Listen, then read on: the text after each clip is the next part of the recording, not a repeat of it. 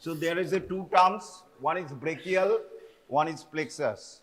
Brachial means arm.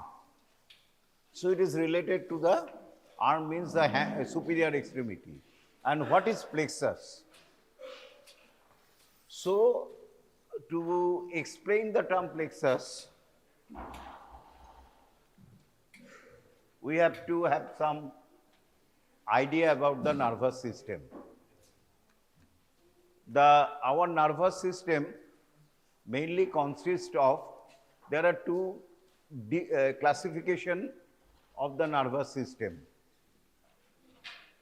Suppose here all of you are, you are suppose 100, we can classify in different ways, males, females, according to the heights, according to your location, your residential address in Bolpur, in Kolkata. So same population can be divided by different categories, by the different criteria. So similarly, we can divide the nervous system mainly in two types of divisions. One, central nervous system and peripheral nervous system.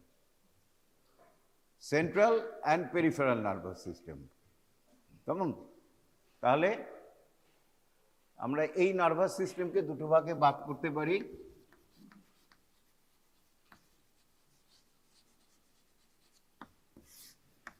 Central nervous system and peripheral nervous system.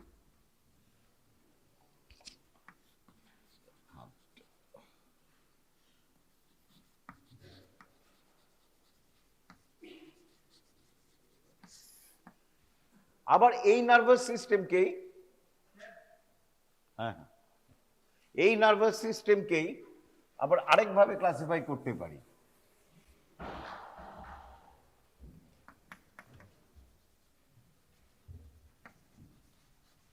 এক হচ্ছে somatic nervous system and autonomic nervous system.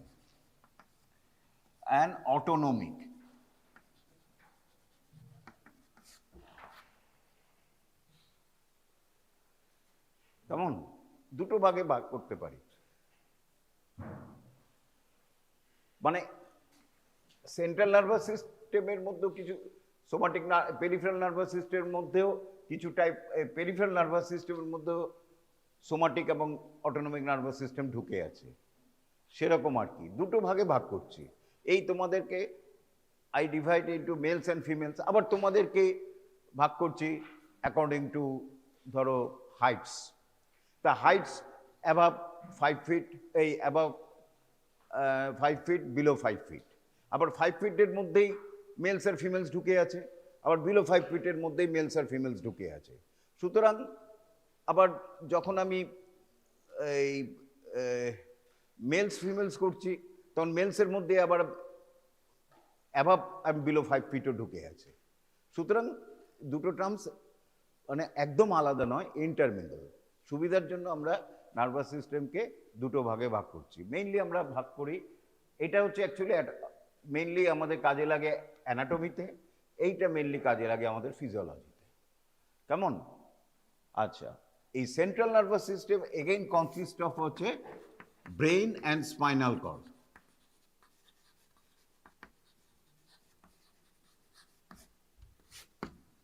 Brain and spinal cord, তার মানে brain এবং spinal cord মিলে হচ্ছে central nervous system, যেটা centrally থাকছে, brain and spinal cord. এই ব্রেনের মধ্যেও সোমাটিক অটোনমিক আছে, স্পাইনাল কর্ডের মধ্যে সোমাটিক অটোনমিক আছে। আবার peripheral nervous system mainly consist of peripheral nerves and cranial nerves. নার্ভসগুলি নিয়ে হচ্ছে পেরিফেরাল নার্ভাস সিস্টেম। কেমন? তাহলে এইটা হচ্ছে ব্রড ক্লাসিফিকেশন। ওটা এখন সোমাটিক আর অটোনমিকটা এখন থাক। অটোনমিক আবার দুটো ভাগ আছে, কি কি? Sympathetic and parasympathetic. ছেড়ে দাও। আচ্ছা, এই ব্রেইন এবং স্পাইনাল কর্ড থেকে আমাদের পেরিফেরাল নার্ভাস সিস্টেম বেরিয়েছে। কি বেরিয়েছে? নার্ভসগুলি। ব্রেনের কটা নার্ভস আছে? তাদের আমরা বলি cranial nerves. 12 pair of cranial nerves. 12টা নয় কিন্তু, 12 পেয়ার। এদিকে 12টা, এদিকে 12টা, 12 রাইট সাইড, 12 লেফট সাইড। এবং অ্যাকর্ডিং টু রোমান নোমেনক্লেচার আমরা নাম দিয়েছি। ক্রেনিয়াল 1 মিনস কি? ক্রেনিয়াল নার্ভ 1 কি? হ্যাঁ, olfactory. Cranial nerve 2 ophthalmic, cranial nerve 3 oculomic. তাহলে জানো, আর ইয়ে করছি না। আর স্পাইনাল কর্ড থেকে যে নার্ভাস বেরিয়েছে সেটাকে আমরা বলি স্পাইনাল নার্ভস। সেটা কটা রয়েছে? 31 পেয়ার্স। একদিকে 31, একদিকে 31। আবার 31 পেয়ার্সকে লোকেশন অনুযায়ী ভাগ করেছি আমরা। সার্ভাইকাল, এটা ভুল আছে, সার্ভাইকাল C1 to C8 হবে, এটা ইন্টারনেট থেকে তোলা। Thoracic T1 to T12, lumbar 1 to 5, sacral 5খানা, আর কক্সিজিয়াল 1খানা। ওটা একটু ভুল আছে, C8 হবে। হ্যাঁ, C1 to C8। এইগুলি হচ্ছে স্পাইনাল নার্ভস। গেল তো, এইটুকুনি শিখলাম। স্পাইনাল নার্ভ সেখান দিয়ে বেরিয়ে এসেছে অ্যান্ড ডিফারেন্ট থেকে চলে এসেছে। এরপরে যে এইবার দেখো, this is the spinal cord. আমরা এখন ক্রেনিয়াল নার্ভস নিয়ে গবেষণা করছি না। এই স্পাইনাল কর্ড কোথায় থাকে? স্পাইনাল কর্ডটা ভার্টিব্রাল কলামের মধ্যে, ভার্টিব্রাল যে ফোরামেন রয়েছে তার মধ্যেখানে। একটা ভার্টিব্রা যখন একটা ভার্টিব্রার সাথে when all the vertebrae are joined together to form the vertebral column, the centrally একটা হোল এমটি ক্যানেল তৈরি হয়। কেমন? তাকে বলে ভার্টিব্রাল ক্যানেল। সেইখানের মধ্যে স্পাইনাল কর্ডটা রয়ে গেছে, well protected by the vertebral arch. Body এবং আর্চ দিয়ে প্রোটেক্টেড, কারণ প্রোটেকশন লাগবে, না হলে ড্যামেজ হলে তো আমাদের মানে সিভিয়ার ইনজুরি হবে, যেটা অনেক সময় দেখা যায় স্ট্রিট মোটর ক্র্যাশ ইনজুরিতে। অনেক সময় ফুটবলার এই ওই স্পোর্টস যেগুলিকে বলে কম্পিটিটিভ স্পোর্টসে, এইখানে লাগলো, পুরো 4টে হাত পা প্যারালিসিস হয়ে ভেজিটেটিভ এক্সিস্টেন্স হয়ে রয়ে যাচ্ছে। সুতরাং how important the spinal cord, so the nature knows, so that nature protected this brain and spinal cord within a bony coverings, bony vault. The brain is protected by the cranial bones and facial bones, mainly, sorry, cranial bones, facial bones, no, cranial bones, and spinal cord is protected by the vertebrae.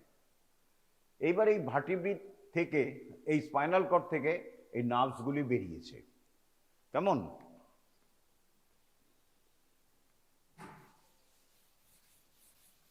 এক একটা জায়গায় এক একটা nerve. প্রথম nerve যেটা হচ্ছে C1 nerve. C1 মানে কি? Cervical 1 nerve. সার্ভাইকাল 2 নার্ভ আমরা বলি C2। Cervical 3 nerve C3, C4, C5, C6, C7, C8। T1 মিন থোরাসিক 1, থোরাসিক 2, থোরাসিক 3। এই যে স্পাইনাল কর্ড,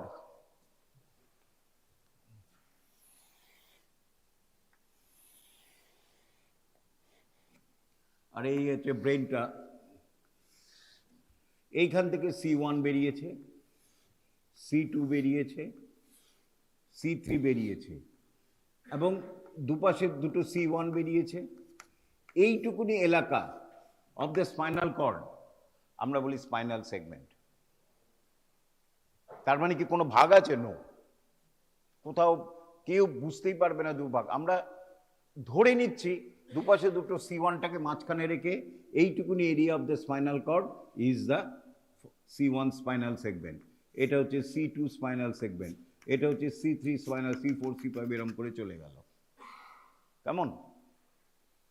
আমরা কোথাও কোনো ভাগ নেই, কিন্তু লাইন নেই, কিন্তু আমরা ধরে নিচ্ছি এইটুকুনি এলাকা এইটা। তাহলে এইটুকুনি গেল। তারপরে নেক্সট যেটা কোশ্চেন, নেক্সট যেটা হচ্ছে, এই পরে আসছি আমাদের যেটা প্লেক্সাসে লাগবে এইবার এই ফ্যাক্টরগুলি।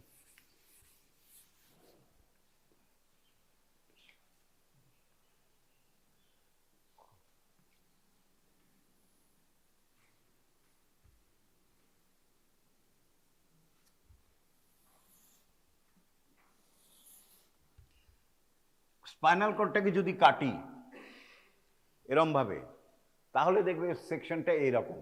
এইখানে একটা ডিপ একটা গ্রুভ রয়েছে, তাকে বলি অ্যান্টিরিয়ার মিডিয়ান ফিশার। পস্টিরিয়ারলি একটা গ্রুভ রয়েছে, পস্টিরিয়ার সালকাস। এরপরে যদি আমরা খালি চোখে নেকেড আই আমরা যদি দেখি এই কাট সেকশনটা, তাহলে আমরা দুটো জিনিস দেখব। মধ্যিখানে একটা ক্যানেল আছে,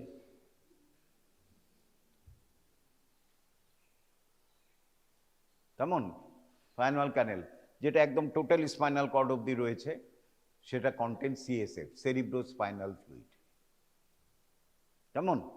মধ্যিখানে একটা ক্যানেল রয়েছে, কাট সেকশনে এইরকম লাগছে, কিন্তু ক্যানেলটা হচ্ছে এরকমভাবে নিচে পুরো নেমে গেছে একদম, যেখানে স্পাইনাল অব্দি। কেমন? এটা কি থাকে? সিএসএফ, এক ধরনের ফ্লুইড থাকে, তাকে বলি সেরিব্রো স্পাইনাল ফ্লুইড। গেল। এই সেরিব্রো স্পাইনাল ফ্লুইডটাকে কেন্দ্র করে একটা ডিপ এরকম বাটারফ্লাই শেপেড এরকম দেখা যাচ্ছে।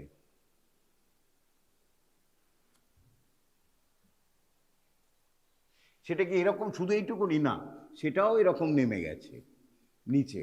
আমরা যখন কাট সেকশন করছি এরকম দেখতে লাগছে, বুঝতে পেরেছো? তার মানে নয় শুধু এরকম একটুখানি রয়েছে, এটাও এরকম স্পাইনাল কর্ডের সাথে নেমে গেছে। কেমন? এইটা কেন ডিপ? কারণ এইখানে সেল রয়েছে, sell body of the nervous system রয়েছে, নিউরনস অ্যান্ড ফিউ নিউরোগ্লায়া। এখানে সেল বডি রয়েছে, ফলে ডিপ স্টেইন নিয়েছে। তাহলে আমরা এটাকে কি বলি? Grey matter. Grey matter, spinal grey matter of the spinal cord. আর চারপাশে এরপরে দেখেছো, ভালো করে যদি মাইক্রোস্কোপে দেখি, এরকমভাবে ফিউ ফাইবার্স রয়েছে। এইগুলি হচ্ছে axons and dendrons of the nerve cells. এটাকে বলি আমরা white matter, spinal grey matter and white matter. এই গ্রে ম্যাটারের আবার সামনের দিকটাকে বলি আমরা অ্যান্টিরিয়ার হর্ন, আর পেছনের দিকটাকে বলি পস্টেরিয়ার হর্ন। এটাকে বলি central canal of the spinal cord, আগে বলে দিয়েছি আমি। কেমন? Anterior horn and posterior horn. হ্যাঁ, বড় করে দিলে তো পুরোটা আঁকা যাবে না, আমি এটা বড় করে আঁকছি।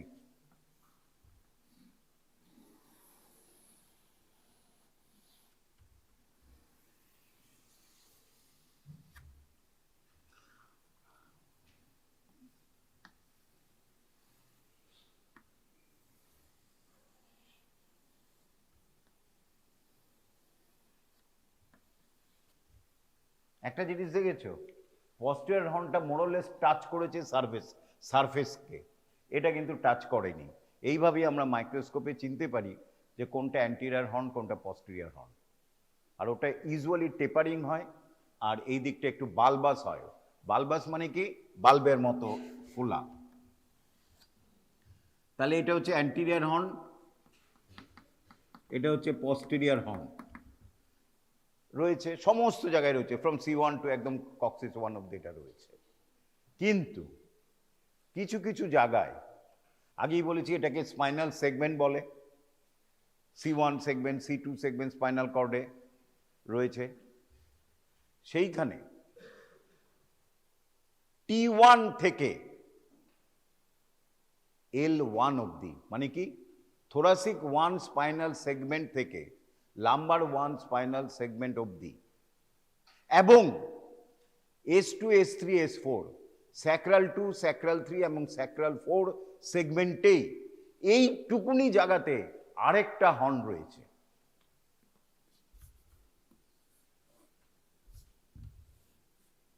তাহলে সব জায়গায় এই হর্নটা নেই।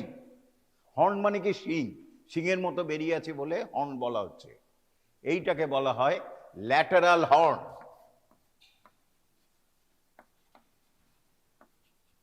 কোথায় থাকছে? T1 to L1, sometimes L2, and S2 S3 S4। আর এইসব জায়গায় রয়েছে sell body of the nerve.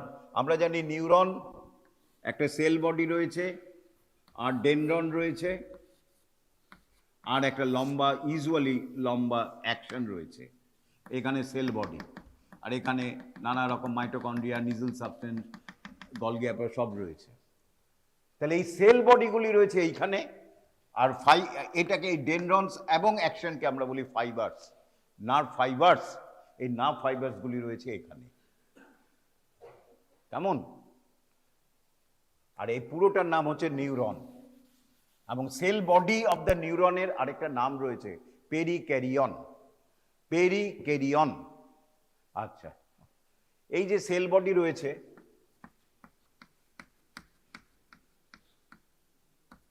এরপরে যেটা আমাদের জানতে হবে, ঠিক আমরা লিম্ফ্যাটিক সিস্টেমে যেরকম বলেছিলাম, অ্যাফারেন্ট এবং ইফারেন্ট। অ্যাফারেন্ট মানে কি? when I am going towards this, so I am the afferent to this. When I am going outside this, I am efferent. কোনো কিছু যখন যাচ্ছে, কোনো জায়গাকে আমরা যদি পয়েন্ট অফ রেফারেন্স বলি, এটার দিকে যাচ্ছে, সুতরাং এটা হচ্ছে এফারেন্ট, এখান থেকে বেরোচ্ছে, এটা হচ্ছে ইফারেন্ট। কেমন? এবার আমাদের নার্ভাস সিস্টেমের অনেকগুলি কাজ, তার মেইন কাজ হচ্ছে দুটো। একটা হচ্ছে মোটর অ্যাক্টিভিটি, এই যে অ্যাকশন করছি, এই যে করছি, it is known as the motor activity. And motor activity depends upon the action of muscles. এই মাসেলস আবার দুরকম আছে, স্কেলিটাল মাসেল এবং স্মুথ মাসেল। স্কেলিটাল মাসেল এই যে রয়েছে biceps, deltoid, pectoralis major, pectoralis minor, যেগুলি বললাম। আর স্মুথ মাসেল কোথায় রয়েছে? অনেক জায়গাতেই রয়েছে, আমাদের গ্যাস্ট্রোইন্টেস্টিনাল সিস্টেমে রয়েছে, কেমন? তারপরে হচ্ছে ট্র্যাকিয়াতে রয়েছে, তারপরে ইউরেটারে রয়েছে, ইউরিনারি ব্লাডারে রয়েছে, এইসব জায়গায় রয়েছে স্মুথ মাসেল। আর কোথায় রয়েছে? ব্লাড ভেসেলে। ব্লাড ভেসেলে রয়েছে স্মুথ মাসেল। এই মাসেলগুলিকে অ্যাকশন করার জন্য দরকার হচ্ছে নার্ভস। যেমন লাইটটা জ্বলবে ওয়্যার দিয়ে, ওটা হচ্ছে নার্ভস, আর এটা হচ্ছে মাসেল। তাহলে এটাকে, সুতরাং, আর নার্ভস কোথা থেকে আসছে? ব্রেইন এবং স্পাইনাল কর্ড থেকে আসছে, সেখান থেকে অর্ডার দিচ্ছে। তাহলে আমরা এইগুলিকে বলি motor nerves. Motor, motor means activity, motor গাড়ি, মোটর মিনস অ্যাক্টিভিটি। সো এগুলিকে বলি মোটর নার্ভস। আর তার মানে মোটর নার্ভস আবার দুরকম হতে পারে। একটা হচ্ছে সোমাটিক বা স্কেলিটালকে করছে, আরেকটা হচ্ছে autonomic, sympathetic or parasympathetic, whatever it may be. এই sympathetic and parasympathetic কাকে সাপ্লাই করছে? ওই স্মুথ মাসেলস। জিআই সিস্টেমে যেটা রয়েছে, ইউরেটারে রয়েছে, ব্লাড ভেসেলে রয়েছে, সেইগুলিকে সাপ্লাই করছে অটোনমিক নার্ভাস সিস্টেম। আর আমাদের স্কেলিটাল সিস্টেমে নার্ভাস করছে সোমাটিক নার্ভাস সিস্টেম। তার মানে দেখতে পাচ্ছ দুটো আবার মিশে গেল। এই পেরিফেরাল এটা এক হয়ে যাচ্ছে। আচ্ছা, যাকে ওইসব ডিপে যাওয়ার দরকার নেই। তাহলে এটা গেল মোটর সিস্টেম। কেমন? এই মোটর সিস্টেমের প্রথম মোটর সিস্টেম কিন্তু আমাদের শুরু হয় ব্রেন থেকে। ব্রেনের মধ্যে একটা জায়গা রয়েছে সেরিব্রাল কর্টেক্স, সেখান থেকে মোটর সিস্টেমের ফার্স্ট অ্যাক্টিভিটিটা শুরু হয়। সুতরাং ফার্স্ট সেল বডি রয়েছে মোটর সিস্টেমের ব্রেনে। ব্রেনের কোথায় রয়েছে? সেরিব্রাল হেমিস্ফিয়ারে। সেখান থেকে ওর অ্যাকশনটা নামতে থাকে, নার্ভ ফাইবার নামতে থাকে, ব্রেন দিয়ে নামছে, স্পাইনাল কর্ডে নামছে, কেমন? নামতে নামতে এইখানটায়, মানে এত দূর যেতে হয় যে একটা ট্রেন পারে না, তার জন্য আরেকটা ট্রেনের দরকার হয়। সেই ট্রেনটা এখানে গিয়ে শেষ হলো। এটা কোথার থেকে নামছে? সেরিব্রাম থেকে নামছে নুনি। এটা কি? এটা অ্যাকশন। অ্যাকশনের সেল বডি কোথায় রয়েছে? মোটর হর্ন অ্যান্ড প্রিমোটর, এই মোটর এরিয়া বলে সেরিব্রাম কর্টেক্সে। সে এখানে নেমে শেষ হলো। সে রিলে রেসের হ্যান্ডওভার করে দিল ব্যাটনকে এইখানটায়। এইখান থেকে আরেকটা নিউরন স্টার্ট হলো।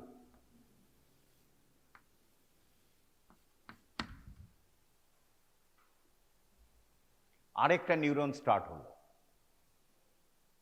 সেটাই হচ্ছে ফাইনাল নিউরন। সেটা আলটিমেটলি চলে যাবে মাসেলে, কেমন? এবং এই যে নিউরনের সেল বডি রয়েছে অসংখ্য, অসংখ্য নার্ভ ফাইবার নামছে, একটা তো নয়, প্রচুর নার্ভ ফাইবার ওপর থেকে নামছে। কেউ ডেল্টয়েডকে করবে, কেউ ব্রেকিয়ালিসকে করবে, হ্যাঁ। সুতরাং একাধিক রয়েছে, একাধিক নামছে।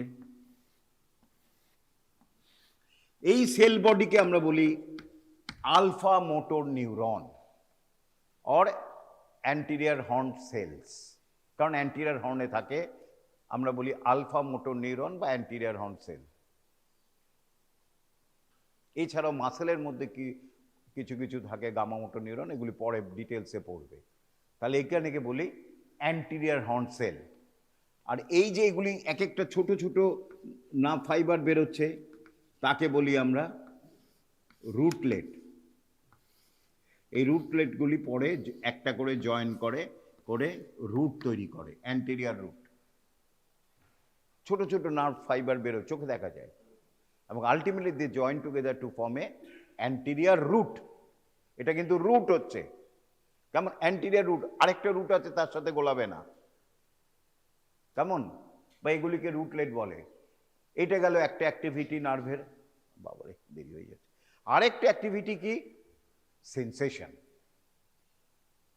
এই যে ব্যথা লাগছে, গরম লাগছে, টেম্পারেচার, পেইন, টাচ, টেম্পারেচার, সেগুলি এক ধরনের sensation, somatic sensation, pain, touch, temperature. এছাড়াও কিছু স্পেশাল সেন্স রয়েছে, চোখে দেখছি, কানে শুনছি, সেগুলি স্পেশাল সেন্সেশন। আরেকটি ইম্পর্টেন্ট সেন্সেশন রয়েছে প্রপ্রায়োসেপটিভ সেন্সেশন। আমরা চোখ বন্ধ করেও আমরা বুঝতে পারছি এইটা একটা রেক্ট্যাঙ্গুলার জিনিস। আমাদের জয়েন্টটা কি পজিশনে আছে, ফ্লেকশন না এক্সটেনশন, জয়েন্ট সেন্স। আমার মাসেল সেন্স, মাসেলটা অ্যাকশন করছে না রিল্যাক্স করছে, আমি কথা বলছি কিন্তু আমি বুঝতে পারছি, মাসেল সেন্স। এছাড়া আছে ভাইব্রেশন সেন্স, কেউ যদি এখানে ভাইব্রেশন করে আমরা বুঝতে পারি। প্লাস 3 ডাইমেনশনাল ফিগারে যেটা রয়েছে, আমার মাথা উপরে পা উপরে একটা 3 ডাইমেনশনাল সেন্স, সেটাও এক ধরনের সেন্স। সুতরাং সেইটাকে বলি আমরা প্রপ্রায়োসেপশন। 2 পয়েন্ট ডিসক্রিমিনেশন, আমার পিঠের দিকে দুটো পয়েন্ট কেউ লাগালো, আমি কিছু না দেখেও বুঝতে পারছি দুটো পয়েন্ট লেগেছে, 2 পয়েন্ট ডিসক্রিমিনেশন। এগুলি সমস্ত প্রপ্রায়োসেপশনের মধ্যে পড়ছে। বিশেষ করে 3 ডাইমেনশনাল স্পেসে আমরা যে রয়েছি, we are living in a 3 dimensional space, কীভাবে রয়েছি, এবং muscle sense, joint sense, vibration sense, এগুলি হচ্ছে প্রপ্রায়োসেপশন। সেগুলি কিছু কিছু কনসাস আমরা বুঝতে পারি, কিছু কিছু আনকনসাস রয়েছে। সব সময় ঘুমের মধ্যেও প্রপ্রায়োসেপশন ব্রেনে যাচ্ছে, সেটা মেইনলি সেরিবেলামে যায়। যাকে ওটা ছেড়ে দাও, মেইনলি সেন্স রয়েছে, কেউ টিপলে যাচ্ছে, ব্যথা দিচ্ছে, কানে শুনছে, সেইগুলি রয়েছে, এগুলিকে বলে সেন্সারি সিস্টেম, সেন্সেশন। ওর মধ্যে দুটো ভাগ আছে, পরে তোমরা ডিটেলস যখন পড়বে না তখন পড়বে। তা মেইন আমরা যেহেতু পেরিফেরি, আমরা পেইন, টাচ, টেম্পারেচার নিয়েই বলছি। এই পেইন, টাচ, টেম্পারেচার কোথাতে, ঠিক আর্টেরিয়ার ভেনের মতো। আর আর্টারি যখন এখান থেকে শুরু হচ্ছে, তারপরে এটা যাবে নার্ভে, এই মাসেলে। আর সেন্সেশন শুরু হচ্ছে এখান থেকে, স্কিন থেকে, মাসল থেকে, জয়েন্ট থেকে, সেখান থেকে সেন্সেশন শুরু হচ্ছে। ওটা কোথায় যাবে, আলটিমেটলি ব্রেনে, থ্যালামাসে যাবে। সুতরাং নিউরন, তার জন্য নিউরন আছে, তাকে আমরা বলি ফার্স্ট অর্ডার নিউরন। কি করছে ওটা, ক্যারি, ফাইনাল যে সেন্সারি এরিয়াটা রয়েছে সেখান থেকে ইনফরমেশনটা গ্যাদার করে ক্যারি করছে, কেমন, তাকে বলি আমরা first order sensory neuron. First order কেন, প্রথম, it carries the first information, তো ফার্স্ট অর্ডার সেন্সারি নিউরন। ওর সেল বডিটা কোথায় রয়েছে, এখানে নো, সেল বডি রয়েছে close to the spinal cord. ব্রেনের কোথায় রয়েছে, আমি ক্রেনিয়াল নার্ভাস সেন্সরি আনছি না, ওটা আরো কমপ্লিকেটেড আছে, পরে পড়বে। এই জায়গাটায় সেল বডিটা রয়েছে, এইখানে সেল বডিটা রয়েছে।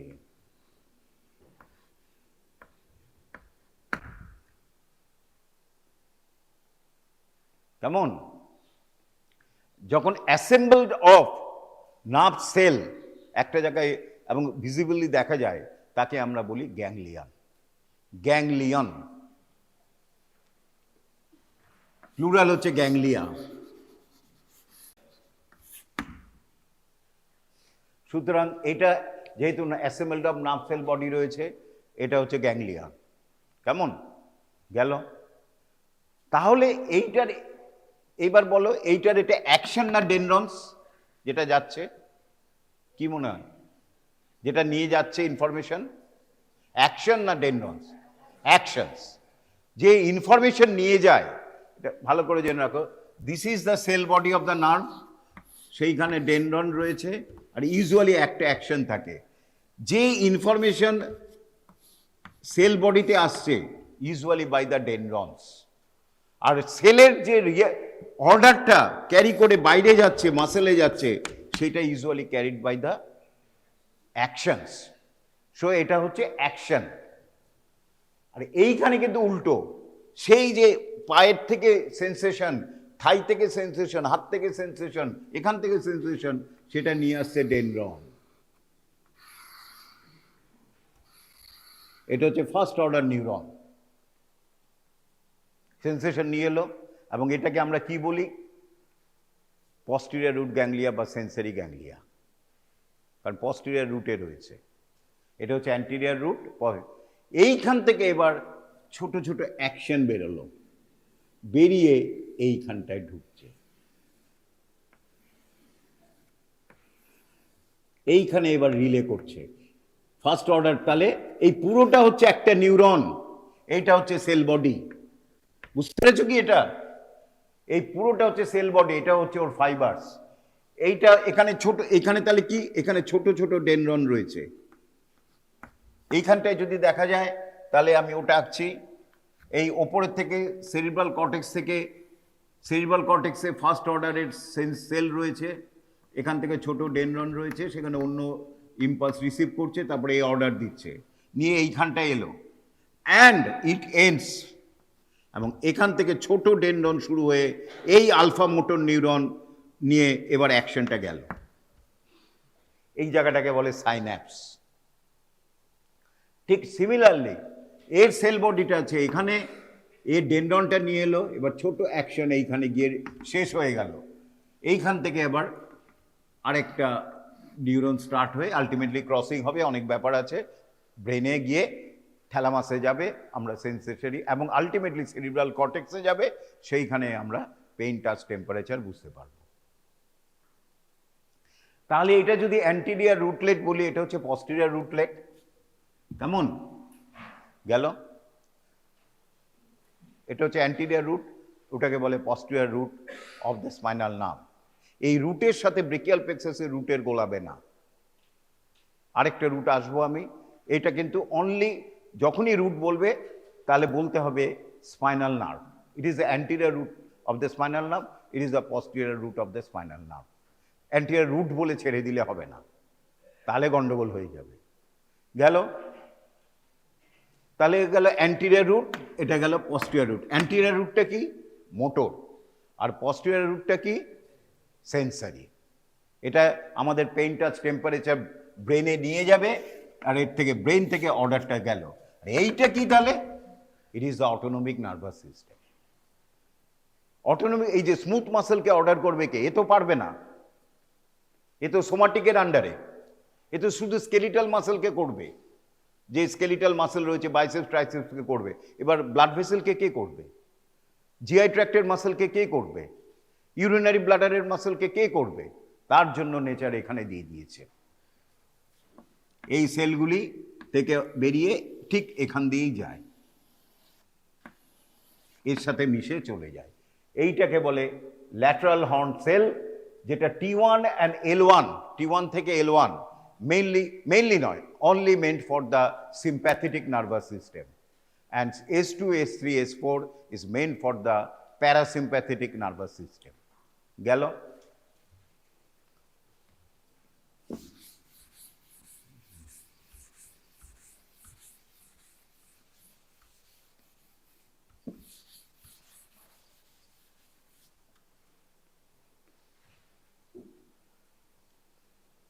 তাহলে আমি এবার একটা অত ভাগ, এটা হচ্ছে অ্যান্টিরিয়র রুট, এই posterior root, এটা anterior root, তাই তো?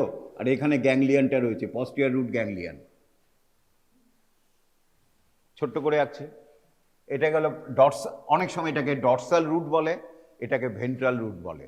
নার্ভের ক্ষেত্রে আমরা এমব্রিওলজিক্যাল ডেফিনেশনটাকে করি, অ্যান্টিরিয়ার মানি হচ্ছে ভেন্ট্রাল এবং পেছনেরটাকে বলি পস্টেরিয়ার ও ডর্সাল, একই জিনিস। এই অ্যান্টিরিয়ার এই পুরো জিনিসটা ভার্টিব্রাল ক্যানেলের মধ্যে আছে, ভার্টিব্রার মধ্যে আছে। এবার ভার্টিব্রার সাইডে ফুটো রয়েছে, তাকে বলে ইন্টার ভার্টিব্রাল ফোরামেন। দুটো ভার্টিব্রা যখন একটা T1 vertebra and T2 vertebra যখন জয়েন করছে, সাইডে দুপাশে দুটো সাইডে একটা গোল হোলস তৈরি হয়, সেটাকে বলে inter vertebral foramen. Inter means in between two ভার্টিব্রার জন্য রয়েছে, তাকে বলা হয় ইন্টার ভার্টিব্রাল ফোরামেন। কেমন? এই যে দুটো রুট হলো, এ এলো anterior root, posterior root of the spinal segment, এই দুটো ইন্টারভার্টিব্রাল ফোরামেনের সাথে যোগ হলো, দুটো একসাথে হয়ে গেল। কোথায় হলো? At the level within the intervertebral foramen. যেই যোগ হলো, that is the spinal nerve. এই স্পাইনাল নার্ভ শুরু হয়ে গেল। তাহলে এটা কিন্তু half of the spinal nerve only carrying the motor, it is the half of the spinal nerve carrying the sensory. এই দুটো কোথায় যোগ হচ্ছে? at the level of the intervertebral foramen and comes out from the vertebral canal. Vertebra থেকে বেরিয়ে এসে এবার যাবে, এবং তখন যেই যোগ হয়ে গেল তখন এটার নাম হয়ে গেল spinal nerve. And so spinal nerve is a mixed nerve carrying both motor and sensories. If it is a C1, cervical 1, C2, T1, T2, T3, T4 in this way. তাহলে এটা বেরিয়ে এলো, বেরিয়ে এসে ওর শান্তি নেই, আরো কাজ করতে হবে। বেরিয়ে এসেই আবার ডিভাইড করলো, একটা সামনে গেল, একটা পেছনে গেল। সামনেটাকে বলি অ্যান্টেরিয়র র্যামাই অথবা ভেন্ট্রাল র্যামাই, অনেকে অ্যান্টেরিয়র প্রাইমারি র্যামাইও বলে, বাট ভেন্ট্রাল প্রাইমারি র্যামাই। আর পেছনটাকে কি নাম দেব? ভুল বলেছি, অ্যান্টেরিয়র র্যামাস সিঙ্গুলার নাম্বার, যখন প্লুরাল হবে তখন র্যামাই হবে। সো অ্যান্টেরিয়র র্যামাস অ্যান্ড পস্টিরিয়রটাকে বলো পস্টিরিয়র র্যামাস। তাহলে স্পাইনাল কর্ড, যেই স্পাইনাল নার্ভ তৈরি হলো, একটু গিয়েই ওটা ডিভাইড হচ্ছে into two division, ventral or anterior ramus and dorsal and posterior ramus. এইবারে অ্যান্টেরিয়র র্যামাস নানা রকম কাজ করে, এগিয়ে আসে, এসে এখান থেকে একটা ল্যাটারাল ব্রাঞ্চ দেয়, আরও এগিয়ে এসে এখানে মিডিয়াল দেয়, পস্টিরিয়র র্যামাসও এখানে এরম ব্রাঞ্চ দেয়, এর সাথে এ আবার যোগ হয়, এর সাথে এ যোগ হয়, এ অনেক ব্যাপার আছে, ছেড়ে দেয়। তাহলে আমি কি শিখলাম? যে স্পাইনাল নার্ভ কিভাবে ফর্মেশন হচ্ছে? Anterior by combination of the anterior root and posterior root. Anterior root is meant for motor and posterior root meant for sensation. And after formation of the spinal nerve, it divides into a ventral rami, which supply the anterolateral part of our body, and dorsal rami or posterior rami supply the posterior part of the body, mainly muscles and also the taking sensation from that area. গেল? তাহলে এইটা শিখলাম। এরপরে কোনো কোনো জায়গায়, for example,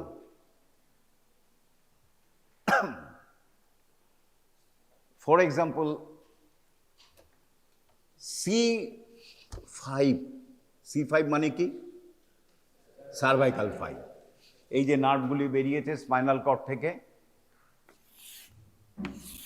C1, C2, C3, C4, C5, C6, C7, C8 and কত হলো? T1, 1, 2, 3, 4, 5।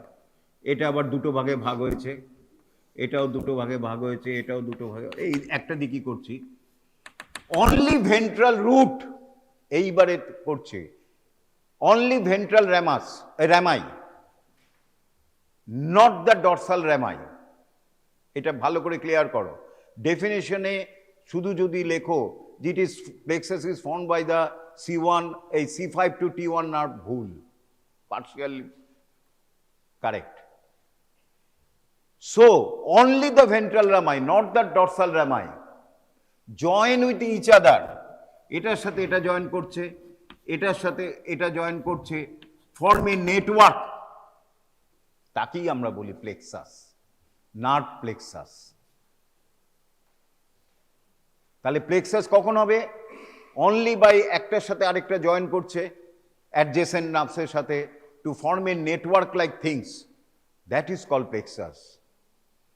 These plexus not only limited only to the brachial area, it also present in the cervical area, it present also in the lumbar area, it is present also in the sacral area.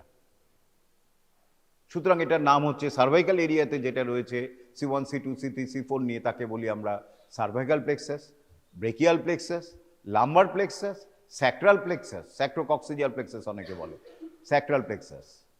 সুতরাং আমাদের এখানে চারটে এরকম plexus রয়েছে। কি করে plexus formation করছে? By joining with of the ventral rami of one with other. তাহলে এই কথাটা ক্লিয়ার করবে, ventral rami, dorsal rami of the spinal nerve do not come in the formation of plexus. তাহলে এইটা করে উইথ ইন্ট্রোডাকশন অ্যান্ড বুঝতেই পারছো এইখানে বোথ সিম্প্যাথেটিক এবং স্কেলিটাল মাসল রয়েছে।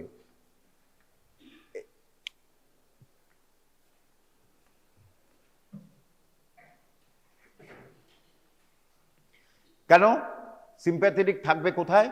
C1 এ কি সিম্প্যাথিক থাকবে? C2 বা সিম্প্যাথিক নয়, সরি, অটো, হ্যাঁ সিম্প্যাথেটিকই বলছি, কারণ প্যারাসিম্প্যাথেটিক একদম নিচে, C2 তে থাকবে না, কিন্তু T1 এ থাকবে। এবং ইট ইজ ভেরি ইম্পর্টেন্ট, এই T1 থেকে যে সিম্প্যাথেটিক করছে শুধু এইখানে সাপ্লাই করছে তা নয়, ওপরেও যাচ্ছে, গিয়ে সাপ্লাই করছে, এটা তোমরা পরে ডিটেলসে পড়বে। তাহলে এবার একটুখানি ছবি দেখি, তাহলে আরো আইডিয়াটা ক্লিয়ার হবে। ক্লিয়ার হয়েছে তো জিনিসটা? গ্রস, এই দেখো, this is the intervertebral foramen, দুটো ভার্টিব্রার মাঝখানে এরকম গ্যাপ আছে, এই দুটো রুট জয়েন করে এবার নার্ভ হয়ে বেরিয়ে এসেছে। এইটা হচ্ছে স্পাইনাল নার্ভ, বেরিয়ে পরে ভাগ হবে। এই যে স্পাইনাল কর্ড ভার্টিব্রাল ক্যানেলের মধ্যে রয়েছে, এই যে এটা হচ্ছে স্পাইনাল কর্ড, এরম ভাবে নেমে যাচ্ছে আর পাশ দিয়ে ব্রাঞ্চ দিচ্ছে। এই দেখো, এটা হচ্ছে সামনের দিক, এটা পেছনের দিক। কেন? বডিটা, এটাকে বলে বডি অফ দ্য ভার্টিব্রা, এটাকে বলে স্পাইনাস প্রসেস। স্পাইনাস প্রসেসটা পেছনে থাকে। এইটা হচ্ছে, এই স্পাইনাল নার্ভ তৈরি হলো, হয়েই ভাগ হয়ে যাচ্ছে। এটা হচ্ছে ভেন্ট্রাল র্যামাস, এটা হচ্ছে ডর্সাল র্যামাস। এই যে রুটলেট, অ্যান্টেরিয়র রুটলেট, পস্টেরিয়র রুটলেট, এটা হচ্ছে পস্টেরিয়র রুট গ্যাংলিয়ান বা ডর্সাল রুট গ্যাংলিয়ান, এবং দুটো জয়েন করছে, এই স্পাইনাল নার্ভ তৈরি হলো। এটা হচ্ছে spinal cord covered by the meninges.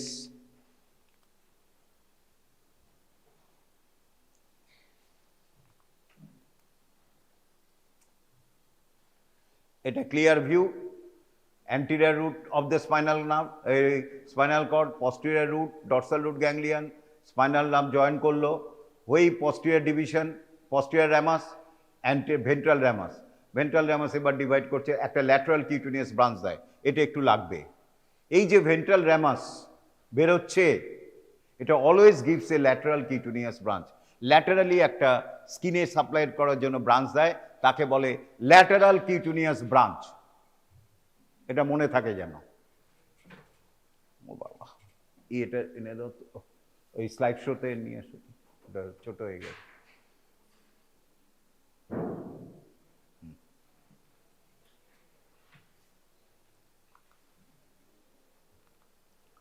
This is the real picture.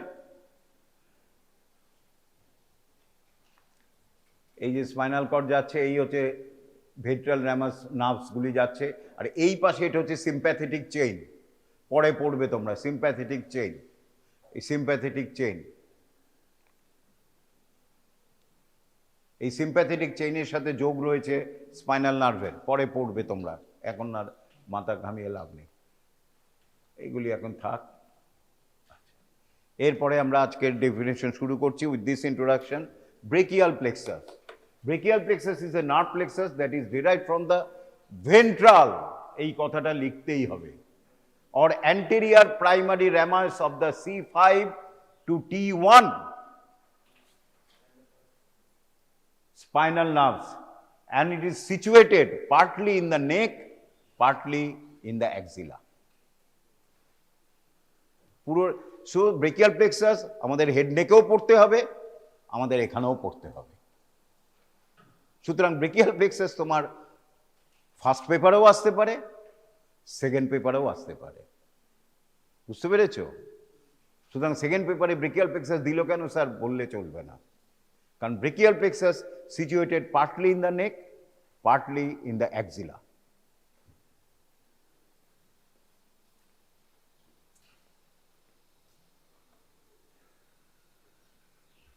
C5 to C8 দরকার নেই, C5 to T1 লিখলেই হয়, C5 to T1,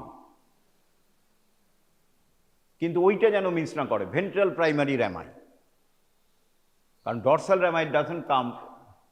এরপরে যেটা হচ্ছে এবার ফরমেশন, এই যে এইরকম একটা ফরমেশন হয়, দেখি ছবি আছে কিনা, হ্যাঁ, এই দেখো এক একটার সাথে একটা যোগ করে এরকম একটা নেটওয়ার্ক তৈরি করছে, সেটাকেই বলে প্লেক্সাস, সেটাকেই বলা হয় নার্ভ প্লেক্সাস। যেটা এখানে রয়েছে সার্ভাইকাল প্লেক্সাস, এইখানে রয়েছে ব্রেকিয়াল প্লেক্সাস, এইখানে রয়েছে lumber plexus, sacral plexus, etcetera.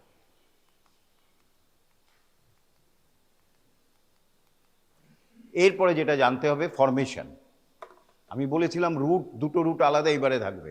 ব্রেকিয়াল প্লেক্সাসে বা যে জানতে গেলে আমাদের জানতে হবে আর টি, এইটা মনে রাখবে ডি সি। এই ফরমেশন পড়তে গেলে আমাদের RTDC কথাটা মাথায় ঢুকে দিতে হবে। আর ফর রুট,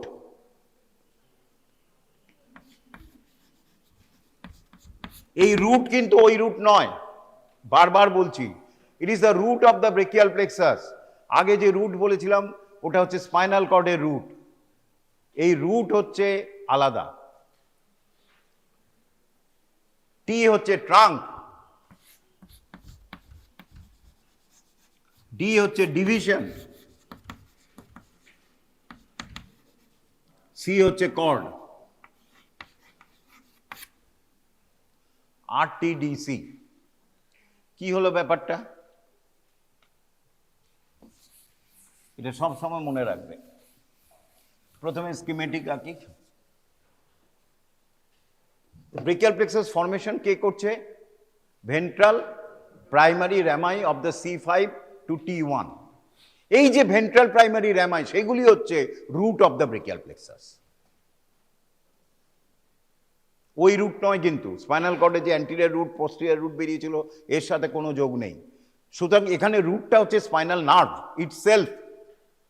এটা হচ্ছে মেইন রুট, যেটা মানে গাছের রুটের মতো আঁকড়ে ধরে আছে। ব্রেকিয়াল প্লেক্সাসের রুটটা হচ্ছে গাছের মেইন, পেছন দিকে দিচ্ছে, নিউট্রিশন দিচ্ছে। সুতরাং এই তাহলে ব্রেকিয়াল প্লেক্সাসের মেইন কে? Nerve, spinal nerve. Spinal nerve পুরোটা? No, ventral primary rami. সুতরাং ভেন্ট্রাল প্রাইমারি র্যামাই হচ্ছে root of the brachial plexus, not to be confused with the roots of the spinal segment. তাহলে রুটটা কে কে হচ্ছে? C5, C6, C7, C8, T1। এটা হচ্ছে ventral primary rami C5, C6, C7, C8, T1। এরা root, আমি যেটা বলি। এবার এরা কলেজে ঢুকেছে। এরপরে কি আছে? RT, trunk. কেমন? এটা হচ্ছে ventral primary rami of the C5, ventral primary rami C6, C7, C8, T1। এরপরে কলেজে ঢুকলে যা হয় আর কি, আমি যেটা বলি যে মেল ফিমেল একসাথে বন্ধুত্ব হয় ইউজুয়ালি, হয় তো না হয় না? হয়, ভালো কথা। C5 দেখলাম আমার পাশে আছে, এর সাথেই বন্ধুত্ব করি, কিন্তু বিয়ে হয়নি, কিন্তু জাস্ট বন্ধুত্ব হয়েছে, খেয়াল রাখবে। এবং আলটিমেটলি এ বন্ধুত্ব করলো, করে একসাথে চলছে, এইটা হয়ে গেল ট্রাঙ্ক। C7 খুব ভালো, এ বললো না না ওইসব বন্ধুত্ব হবে না, আমাকে পড়াশোনা করতে হবে, এ একা চলে গেল। এ আবার আমাদের মতো C81 বন্ধুত্ব করলো, এ হলো।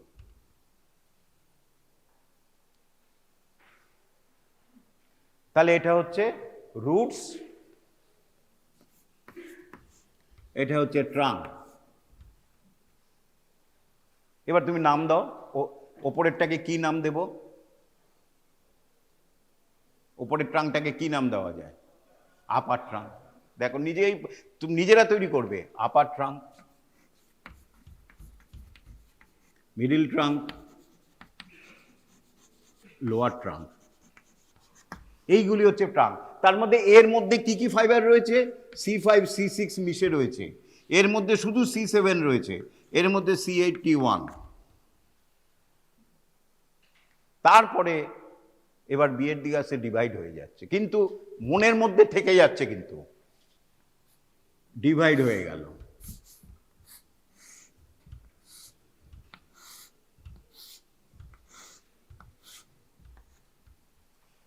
একটা সামনের দিকে ডিভিশন হলো, একটা পেছনের দিকে ডিভিশন হলো।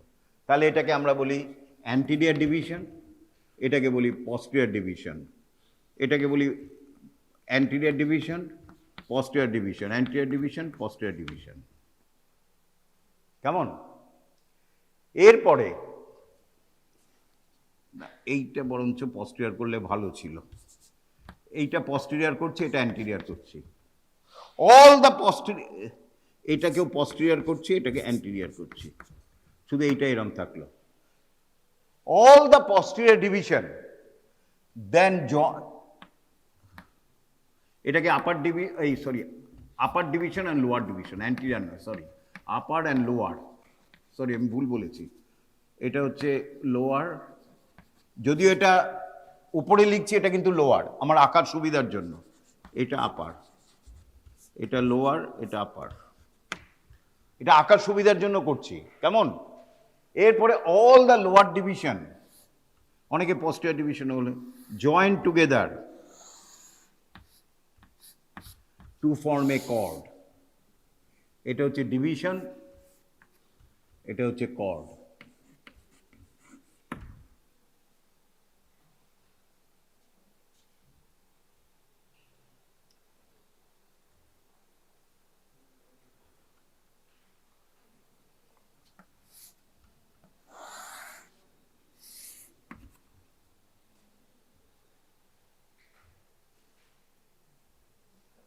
ভুল হয়ে গেল, দাঁড়াও আমি একটু দেখে নিই, কোথাও একটা ভুল করলাম।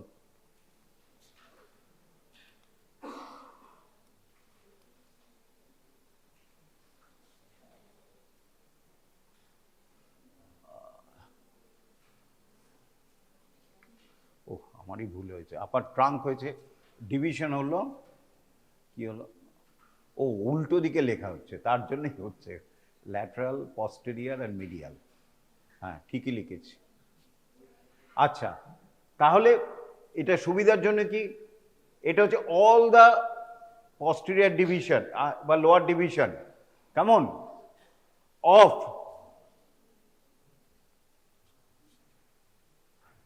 এই দেখো, এটা হচ্ছে না, কালারটা পাল্টে দিই তাহলে সুবিধা হবে, কালারটা পাল্টে দিচ্ছি।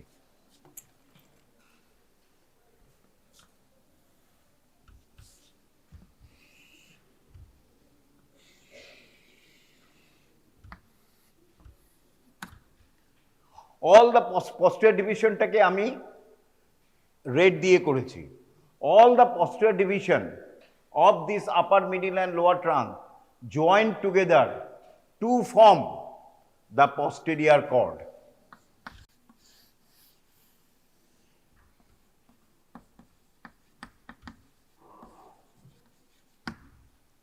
Upper division and upper division of the upper and middle trunk joined together form the lateral cord, এবং এইটা আবার একা রয়ে গেল, বিয়েই হলো না, এটা হয়ে গেল ল্যাটারাল গেল, পস্টেরিয়র গেল, মিডিয়াল কর্ড।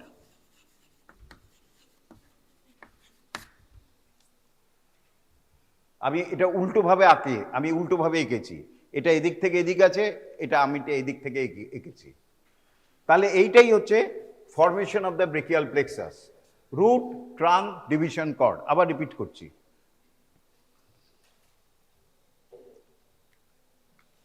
C5 কি ventral primary rami of the C5, C6, C7, C8, T1. C5 and C6 join together to form the superior or upper trunk, RT. কেমন? Middle C7 continued as a middle trunk, ও কারোর সাথে join করেনি, তাহলে এটা কি carry করছে? Only C7 fibers. C8 and T1 join together to form the lower trunk. তাহলে লোয়ার ট্রাঙ্কে কি কি ফাইবার রয়েছে? C8 and T1, এটাতে C7, C5, C6। এরপরে এটা ডিভিশন হচ্ছে upper division and lower division, অথবা অনেকে বলে anterior division, posterior division. Better হচ্ছে অ্যান্টেরিয়র পস্টেরিয়র ডিভিশন।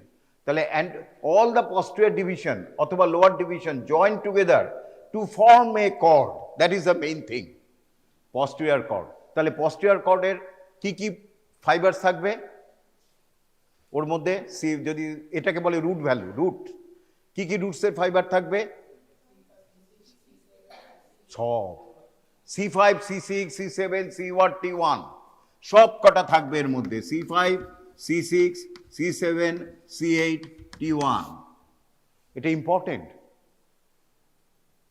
বুঝতে পেরেছো কেন সব কটা থাকবে? কেন থাকবে?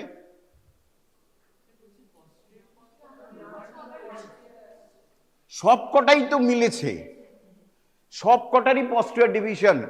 এবার আপার ডিভিশন বা অ্যান্টিরিয়র ডিভিশন বা পস্টেরিয়র ডিভিশন যাই বলো, এটার মধ্যেও C5, C6 রয়েছে, এটা C5, C6 রয়েছে, এটার মধ্যে C7 রয়েছে, এটা C7, এটার মধ্যে C8, T1, এটাতে C8, T1। তাহলে সবকটাই তো মিলেছে। সুতরাং পস্টেরিয়র কর্ডের রুট ভ্যালু হচ্ছে C5, C6, C7, C8, T1। Clear হয়েছে কি? হ্যাঁ, হয়নি? এদিকে আসো, কাছে না এলে বুঝতে পারবে না। এদিকে আসো, এদিকে আসো, ওই বসে বুঝতে পারবে না। ভালো করে শোনো, ও যখন বুঝতে পারেনি তার মানে জেনে রাখো 60%, 40% অন্তত কেউ বুঝতে পারেনি। অনেকে এ বলেছে, অনেকে লজ্জায় বলছে না যে আমি। এদিকে আসো, কাছে এসো। এটা কি? C5, C6, C7, C8, T1। এবার C5, C6 মিট করলো, আপার ট্রাঙ্ক করলো। এটার তাহলে কোন কোন ফাইবার যাচ্ছে আপার ট্রাঙ্কে? C5, C6। C7 কোন ফাইবার আছে? মিডিয়াল। কোথায়? এটা এখন মিডিয়াল আসেইনি। C7 হচ্ছে মিডিল। মিডিল আর মিডিয়াল দুটো গুলিও না, এটা হচ্ছে মিডিল, ওটা হচ্ছে মিডিয়াল। কেমন? দুটো গোলাবে না কিন্তু। এটা হচ্ছে মিডিল, দেখেছো? আরেকটা ভুল ধরা পড়লো। আর এটা হচ্ছে মিডিয়াল, এটা হচ্ছে মিডিল কর্ড। মিডিল মানে মাঝখানে, মিডিয়াল হচ্ছে ল্যাটারাল মিডিয়ালের।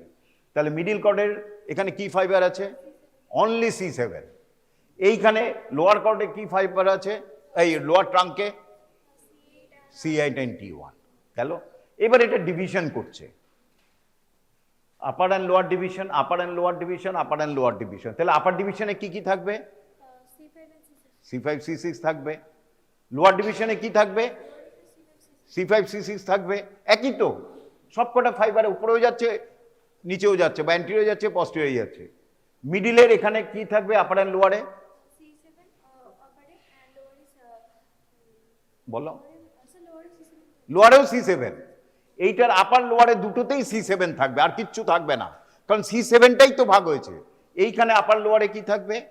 C8, T1। এইবারে এবার posterior division of the all the cord যোগ করলো, তাহলে কি হবে? C6, C7, C8, T1। এবার এই দুটো যোগ করলো, anterior division of the upper and middle, তাহলে এটা কি হবে? C5, C6, C7। আর নিচেরটা কি হবে? C8, T1। So you have studied the different levels of structure of protein, right? You have studied what is primary structure, You have studied what is secondary structure, what is tertiary structure, and what is quaternary. So, can I ask you a simple question? What is a basic difference in the structural features of primary with secondary?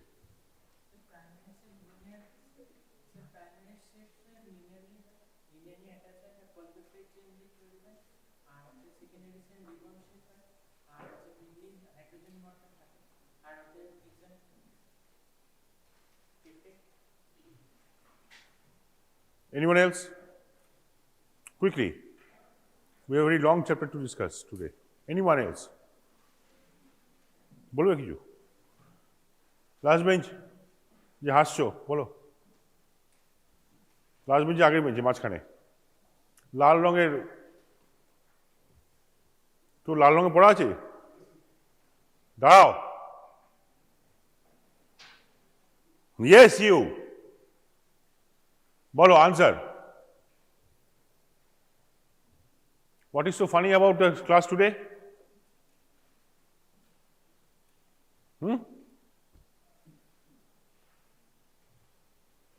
What is so funny?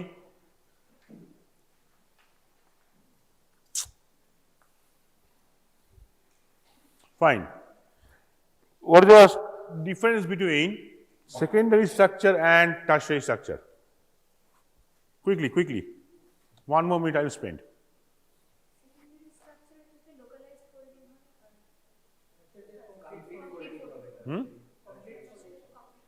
Tertiary complete folding, localized folding and complete folding. New terminologies I am hearing. Tell me something which I know. Don't tell me something which I don't know. Tertiary structure is structural component of protein. Structural component of protein কি হয়? Amino acid. Yes. Functionally. Functionally amino acid. Functional unit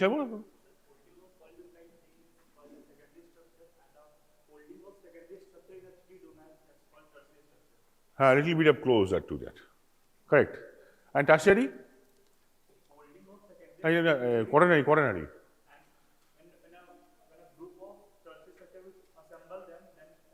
Why not secondary structure? Why not? If that group of secondary structure assemble, will you call it as quaternary structure?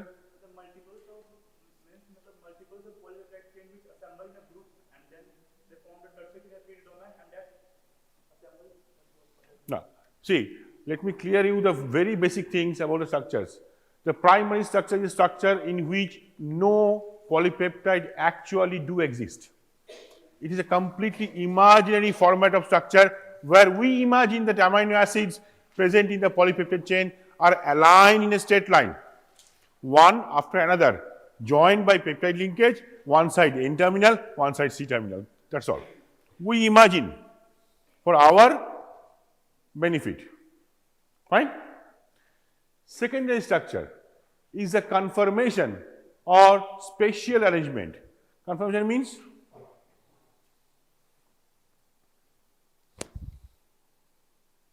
what is the structure of this?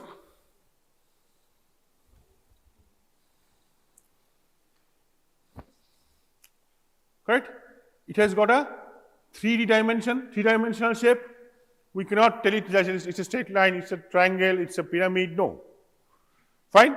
Similarly, the spatial arrangement of polypeptide backbone is nothing but secondary structure. Is nothing but secondary structure. Clear? Tertiary structure. Right? The interrelationship means the relationship between two secondary structures of same molecule is tertiary structure. Means what? Suppose these two hands represent two alpha helices. This is one alpha helix of the same protein, this is another alpha helix of the same protein, joined like this here. Fine? Now they can be like this, they can be like this, they can be like this, they can be like this, they can be like this also. Correct? Any arrangement they can exist. All these arrangements are tertiary structure, but individually they are clear quaternary structure. Not alone anymore. We need more than one polypeptide chains. We need more than one polypeptide chains and their spatial arrangement with respect to each other is quaternary structure. Correct? Let's say for example, suppose we are two polypeptide chains. We are two polypeptide chains, correct? Like a movie? Okay, help? Hold me tight, hold me tight. Think you are a heroine, I am a hero. Fine? Like this? Like this? Like this? This is also a protein. This is also a same protein. What is the difference? He remains same. Me changing the spatial conformation. Correct? This is the quaternary structure. Beauty of quaternary structure. Beauty of quaternary structure. Like this? Like this? Same. We are holding each other, but two different conformation. Like this also we can hold. Like this also we can hold. Right? So this is 3 dimension. When you discover a protein, you must discover its 3 dimensional structure. But it must precede primary structure. Without knowing primary structure, it is very difficult to predict the secondary as well as tertiary structure. Fine? All protein will have at least up to tertiary level structure, at least. There are many proteins who don't have any tertiary level structure. They ends at the end of secondary structure. We call it fixed secondary structures. We call it super secondary structure. So some proteins may end at the super secondary structure level. Some proteins may end at tertiary structure level. All proteins must end by tertiary structure level. But few proteins will go up to quaternary protein. Fine. So here today we are discussing about two proteins. One is myoglobin, one other is hemoglobin. Myoglobin is found in myo means muscle. So it is mainly a storage protein. Have you gone through a functional classification of protein? Functional classification of protein. How many types are there? Quickly. You must remember all these things very easily. How many types of functional proteins are there?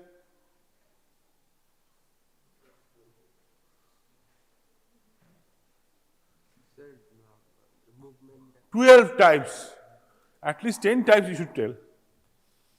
So one of them is storage function. So myoglobin comes under storage function. It stores oxygen. For whom? For only muscle tissue only. If you die due to hypoxia, the muscle will not release the oxygen for you to survive. That's why the muscle remains oxygenated even after we are dead. Fine? When do you need it? When do you need it?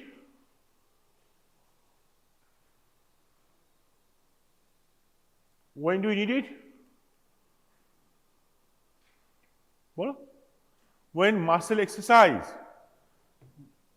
কখন করি মনে করি আমি diving কাদের মধ্যে কাদের muscle দেখা যায় migraine বেশি যারা diving animal those who dive deep into water their muscles survive because of extra storage of oxygen. Fine. Now hemoglobin, it's a transport protein, nothing else.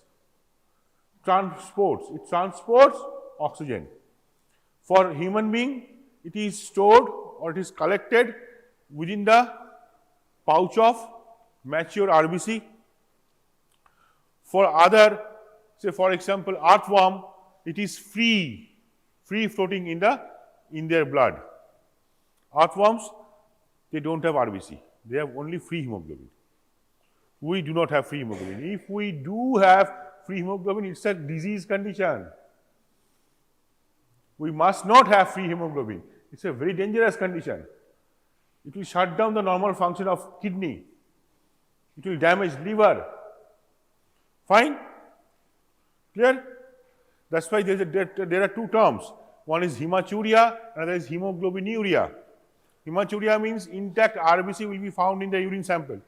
Hemoglobinuria means no intact RBC. RBC will be broken prior to excretion of hemoglobin. Only hemoglobin will be found. Clear? Now, there are few people who don't have any other work other than seeing different types of proteins under microscope in different way after staining. Such people have found out the structure of myoglobin. These are the structural features of myoglobin. What are those? It contains 153 amino acid residues, and they are arranged in eight alpha helices named alphabetically A to H, A, B, C, D, E, F, G, H. Any two adjacent alpha helices are joined by a bend which is called small helix, are termed as AB helix, BC helix, CD helix, exactly. Almost 70% of all the amino acids exist in all these 8 alpha helices, A to H. 70% of 153 amino acids. Clear? Fine. Now, usually it is arranged so that it's a globular protein. Structural types of classification of protein, either they are globular protein or they are fibrous protein. So, globular protein will have a special feature, structural feature. What is that? All hydrophobic residues will be jutted inside hydrophobic residues, and all hydrophilic residues will be outside. The same, because it is found in the watery medium, plasma. So, all hydrophilic side chains of the amino acid residues will be projected outside, away from the core of the protein, except two. Between the helix E and F, two adjacent helix E and F, there are two histidine residues which are positively charged because of amino group. So, they exist at the core of the structure. Usually it is unusual. There should not be any charged amino acid residue at the core of the protein because it's a globular protein. But they do exist. Two such histidine residues, E7 and F8. We count amino acids from the N-terminal end, 1, 2, 3, 4. So, most N-terminal end will be number 1 amino acid and C-terminal will be 153rd amino acid. So, here E7 and F8, F8 is called proximal histidine, which is directly bound with the heme group, iron of the heme group, and E7 is called distal histidine, which is just at the opposite side of the heme group compared to helix F. Means this is E helix, this is F helix, and this is heme. F is directly linked with heme, and E is distantly related with heme. But heme resides at the sandwich, like a sandwich, inside E and F helix. Remember this structural feature. We can't say it is above or below. Why? Spatial arrangement, we can't say above and below. Right? Is it clear? So, there are two. And what a dimension? Can you remember the dimension? 25, 35, 45. Can you remember this? 25, 35, 45. Can you remember this? 25, 35, 45. Globular protein, like a cube. Right? Why I am emphasizing? Because of this next slide. See, the dimensions of hemoglobin. It is just 20 angstrom more. 25 has become 35 has become 45 has become 65. So, the dimension has increased by 20 angstrom, which is just near to double. If you say 25 has become 45, how much is left? Only 5 angstrom less than the double, exact double amount. You can say it is double. So dimensionally they are double, but structurally they are quadruple. 4 similar myoglobin structures unite to form, I said similar, not identical. I said similar, not identical. There are few differences, but structurally they are similar to individual myoglobin unit, but not identical. They combine to form one molecule of hemoglobin. That means if one molecule of myoglobin contains one heme, it can hold 2 oxygen atom, 1 O2. Then hemoglobin will have 4 heme group and it will hold 4 O2, means 8 oxygen.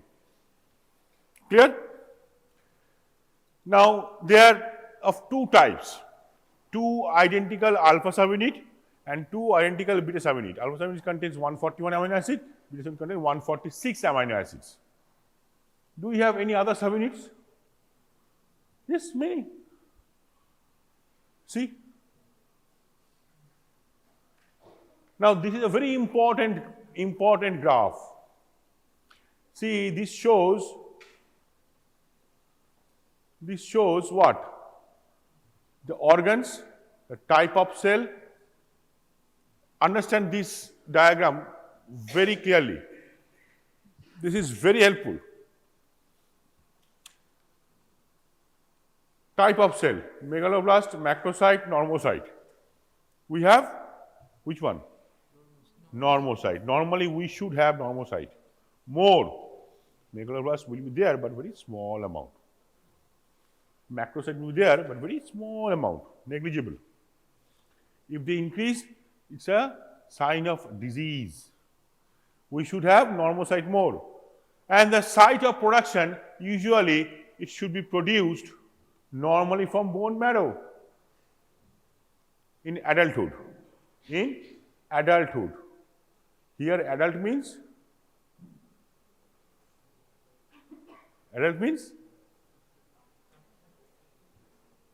0 day birth. You are already adult. Before also you were adult. Right? Here adult means this one. Fine.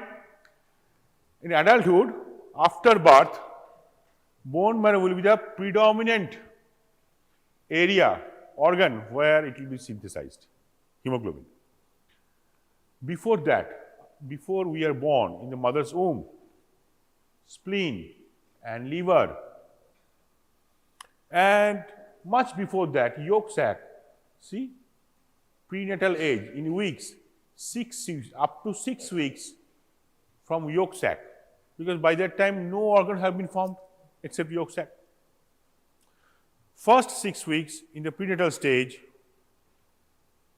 yolk sac, 6 to 24, liver.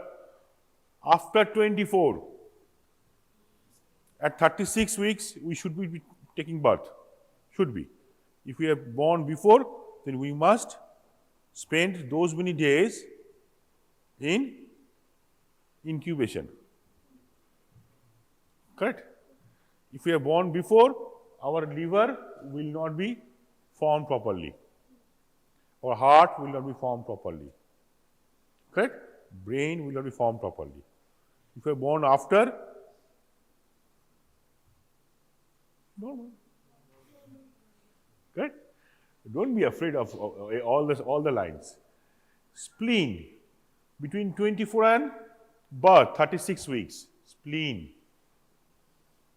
Correct? So if the spleen is damaged, what will happen?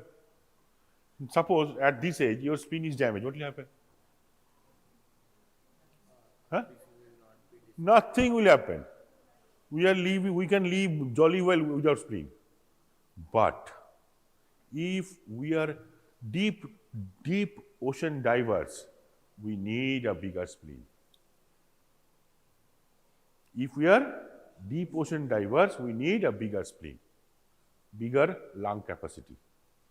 Are we doing so? Did your father do that? His father? His. No. That's why we do not have any such compulsion to have very big lung capacity or very big spleen. Do we need hair anymore? Because we have roof, so we are losing hair. Previously we had full of hairs. Now we don't have hairs. There are many, see, hairless boy. But hairless means not hair free, but very less hair. Many are there. The evolution, we don't need it, we shed it off. That's all.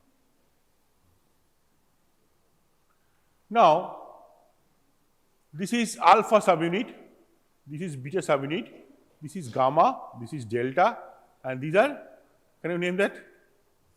Zeta. Red one is eta, eta. So here we will know different types of hemoglobin. These are mature hemoglobin, mostly, which is called A1, it is alpha and beta, alpha 2, beta 2. Fetal hemoglobin, beta 2, gamma 2. Delta hemoglobin, beta 2, delta 2 is a A2, hemoglobin A2, beta 2, delta 2. So either of these two and either of these two. Beta will be constant, alpha will change. Before birth it will be gamma, after birth it will be alpha and delta. Delta will be very small amount, 5 to 10%, not more than that.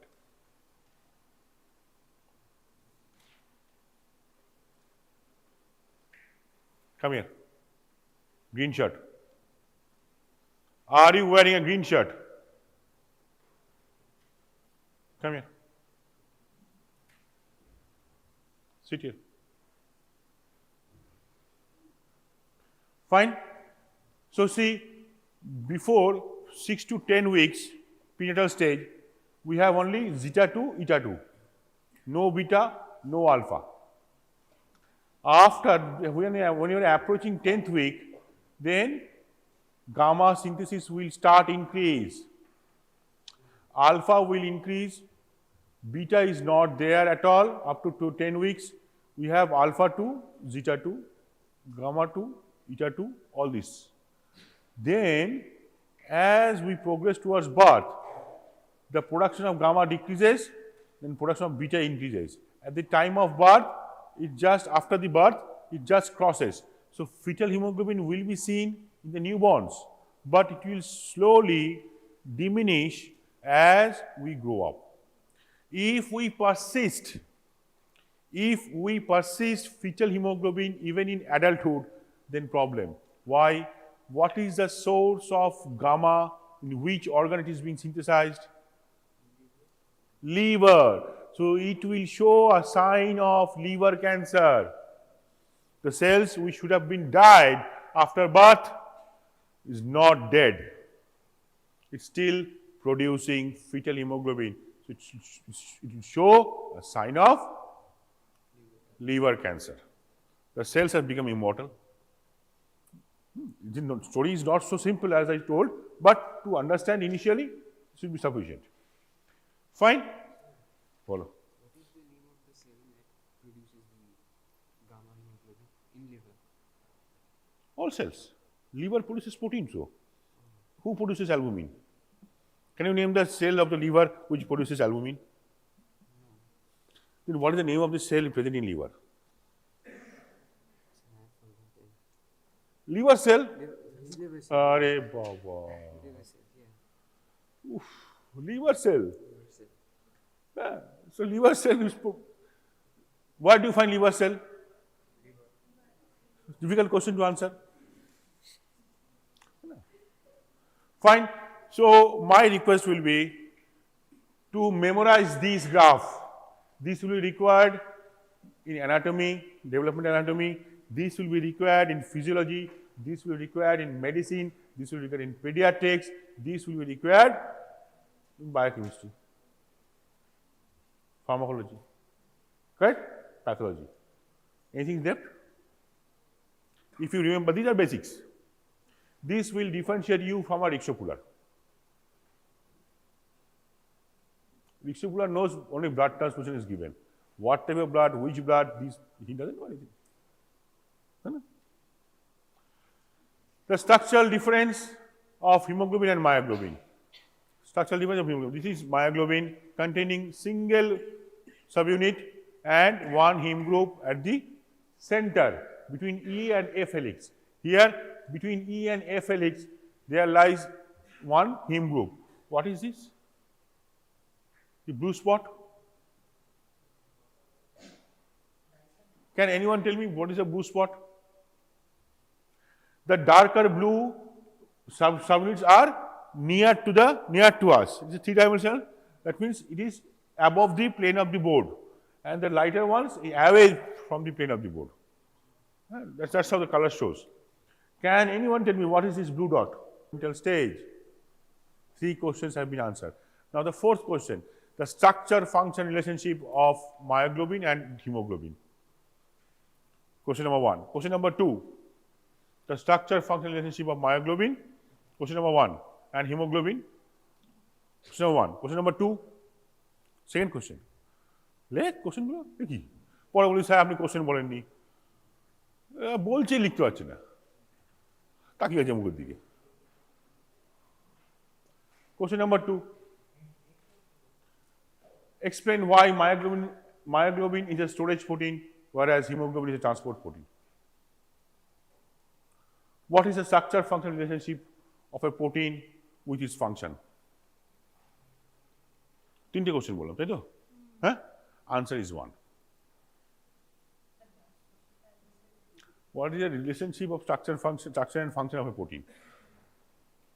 Any protein,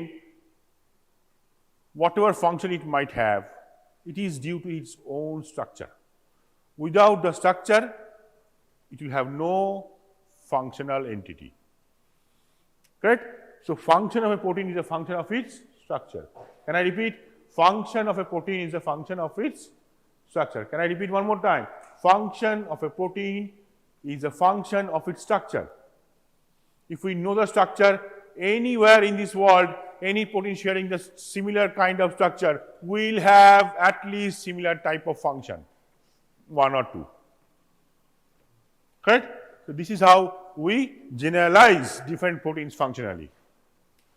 Clear? Now, we will dive into these very difficult question, how to discuss this.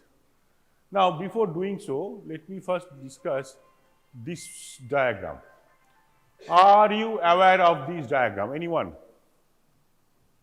This is the oxygen dissociation curve of myoglobin and hemoglobin showing together. Myoglobin and hemoglobin, oxygen dissociation curve. How do they perform this test? Let me explain. Rest all you will find in any book. How do they perform? They first take 100% saturated myoglobin, and then it is not possible at 1 atmospheric pressure. So, they must increase the ambient pressure so that it can be oxygenated up to 100%. Then they slowly release the pressure and protein releases the oxygen, and then they note the percentage of oxygen released. They minus it from 100, put one dot in the graph, and a graph is formed from this side to this side. Am I clear? The graph is read from here to here, but it is plotted from here to here. This is not given in any book. It cannot be done the otherwise. The experiment cannot be done the otherwise. It cannot be started with 0% of oxygen. It is started with 100% of oxygen. Similar graph is drawn in case of hemoglobin. After drawing the graph, they came to this conclusion that there is a difference in the graph. And what is the difference? Myoglobin has function as storage of oxygen. It releases maximum amount of oxygen at the change of small difference in partial pressure of oxygen. It will release maximal amount of oxygen. What is a good storage? what is a good storage where we can access the goods easily. Not this one. I have a pocket inside also. If I keep the pen inside, then it is not so easy to access. Correct? A good storage protein must be able to release the oxygen as it and when it is required. And it will release the full, not like this, that it is so tight that only cap will come out. Correct? That's why myoglobin acts as storage protein, but not hemoglobin. Myoglobin is localized in one tissue. Hemoglobin is transported from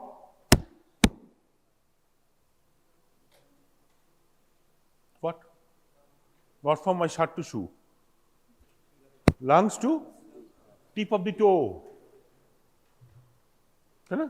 See how long, how long? Like circuit said, how long, how long? So such a long distance, hemoglobin has to travel carrying the oxygen. When I am doing this, all my cells are receiving the same amount of oxygen, even the tip of the toe. If it doesn't, I have a problem in heart first, second lungs. First heart, second lungs. Okay? Now, so myoglobin is located in muscle, here only. Only here, here. We are playing carom. So they are located whenever it is required, it will give away almost how much? See the graph at 20 mmHg of partial pressure of oxygen, PO2. At 20 mmHg of PO2, myoglobin will release almost 85% of its stored oxygen. The difference in PO2 is just around 20 mmHg, it will release. Clear? To release the rest 15%, it has to go up to 95. Correct? Then the graph will slow down and meet almost like parallel with 100%. Clear? The first one, at the level of 5 mmHg, which is not shown in the graph, 5 mmHg. Can you imagine the 5 mmHg point? I can imagine because I know the other value. The other value is 50%.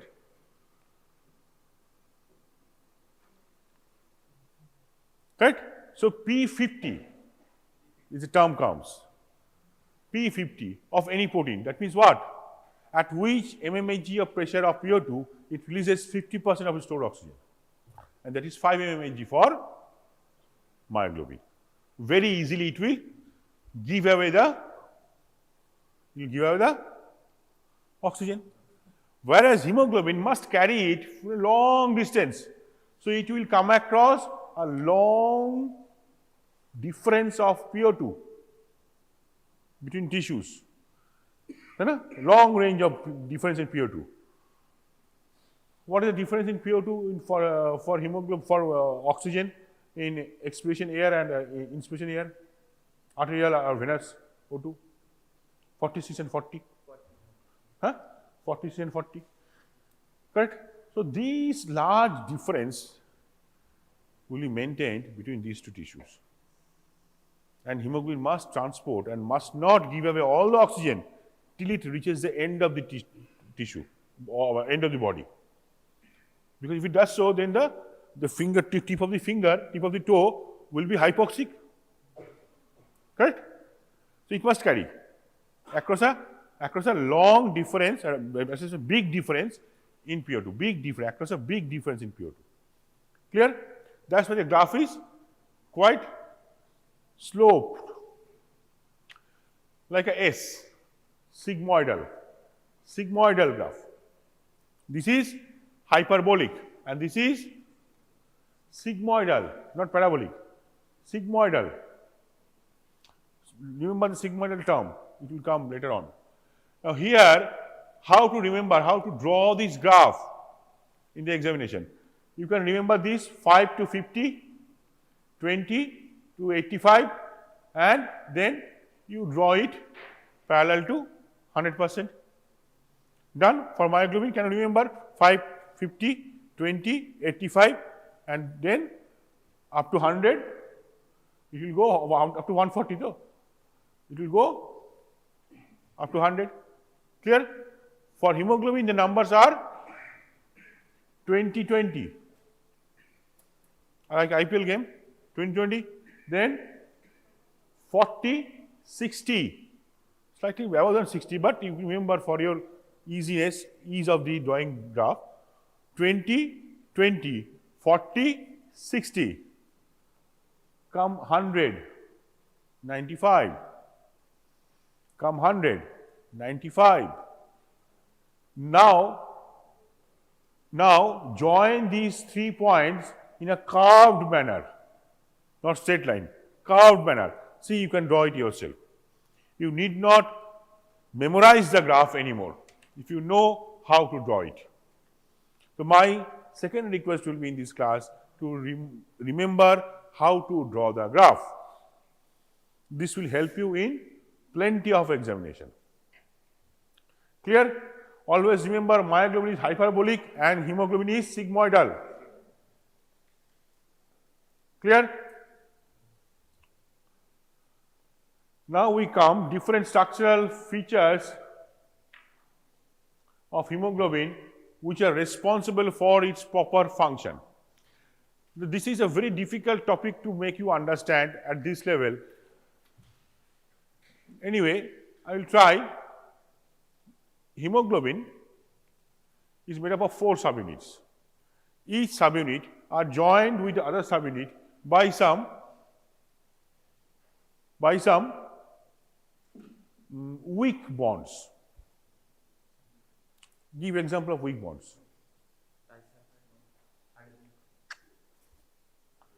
কি দাঁড়া, এইভাবে কথা বলতো একজন hero, বলতো কে? না, জ্যাকি শ্রফ। ও জানতো না হাততালি কি করবে। হাততালি যখন অ্যাক্টিং করতো না, ও জানতো না হাততালি কি করবে, তাই এরকম করতো। শাহরুখ খানকে দেখেছিস? কখনো মনে হয় যে শাহরুখ খান হাততালি চিন্তিত, অভিনয় করার সময় হাতটা করে রাখবে? তাহলে কি হবি? শাহরুখ খান হবি, জ্যাকি শ্রফ হবি? তুই কাকে, কোনটা হবি? শাহরুখ খান হবি না জ্যাকি শ্রফ হবি? হ্যাঁ, তাহলে হাতটা করে রাখছিস কেন? হ্যাঁ, আবার হাত নিয়ে চিন্তিত করলো, হাতটা করে রাখবে না। এটা একটা রং ইনফরমেশন যায়। এটা মানে হচ্ছে you are down, I am up. আমি তো নিচে আছি। তাহলে বল, উইক বন্ডস হচ্ছে একটা এক্সাম্পল হচ্ছে হাইড্রোজেন বন্ড, হাইড্রোজেন হচ্ছে আয়নিক ইন্টারাকশন। তাকে একটা এক্সাম্পল হচ্ছে সল্ট ব্রিজ বলা হয়, between positively charge and negatively charge. See, positively charge মানে basic amino acid residue, negatively charge মানে acidic amino acid residue, between aspartate and lysine. Histidine, histidine, lysine, aspartate, right? তো এটা কি হচ্ছে beta 2, এটা কি হচ্ছে বিটা 1, এটা আলফা 1, আলফা 2। এই সিরিজটা মনে রাখতে হবে, এটা করিন মনে রাখা। এই ছবিটা আগের বইগুলো ছিল, এখনকার বইগুলো উড়িয়ে দিচ্ছে। কিন্তু কোশ্চেনটা মনে রাখ, আনসারটা করার জন্য এইটা জানা খুব জরুরি, যে কেন এবং কোন দুটো সাবইউনিটের মধ্যে বন্ডটা ব্রেক হবে, কোন দিকে ঘুরবে। যেমন দুটো জিনিস রয়েছে এরকম, ঠিক আছে? এটা এদিকে ঘুরবে না এদিকে ঘুরবে, কি করে বলবো? এই ছবিটা বলতে পারে, ঠিক আছে? আচ্ছা, তাহলে আলফা 1 তার এন টার্মিনাল এন্ডে লাইসিন 40, সি টার্মিনাল এন্ডে আর্জিনিন 141। এরপরে কি কিছু আছে? নেই। আলফাতে কটা থাকে? 141 খানা, 141। আর এদিকে থাকে 146। তাহলে লাস্টেটা কি আছে? হিস্টিডিন, 94 অ্যাসপার্টেটের সঙ্গে হিস্টিডিন, সল্ট ব্রিজ। এর মধ্যে দেখো আইডেন্টিক্যাল সাবইউনিট কোনগুলো? আলফা 1 আর আলফা 2, বিটা 1 আর বিটা 2। তা কোন দুটো identical? in which two identical subunits salt bridges exist? Identical. In which two identical subunits salt bridges exist? Alpha 1 and alpha 2. Alpha 1 and alpha 2. Alpha, beta 1, beta 2 এর মধ্যে কোনো bond নেই। Alpha 1 আর alpha 2 এর মধ্যে bond আছে। কটা আছে bond? 1, 2। এই বন্ড চোখে দেখা যায় না। চোখে দেখা যায় না। যেমন হিরো আর হিরোইন, তার মধ্যে বন্ডিং আছে, সেটা চোখে দেখা যায় না। দেখা যায় কি? যায় না। আয়নিক বন্ড তাকেই বলে। আলফা আর বিটা ডিসিমিলার সাবইউনিটস, তাই তো? তাদের মধ্যে কটা বন্ড আছে? একটা। তাহলে দুটো বন্ড থাকাটা বেশি ভাঙা শক্ত না একটা বন্ড থাকাটা বেশি ভাঙা শক্ত? একটা ভাঙা সহজ, দুটো ভাঙা বেশি শক্ত। তাহলে যদি আমি মলিকুলটাকে মোচড় দিতে চাই, ঘোরাতে চাই, কেন ঘোরাবো? তার কারণ হচ্ছে এই মলিকুলগুলোর এই যে জায়গাগুলো আছে,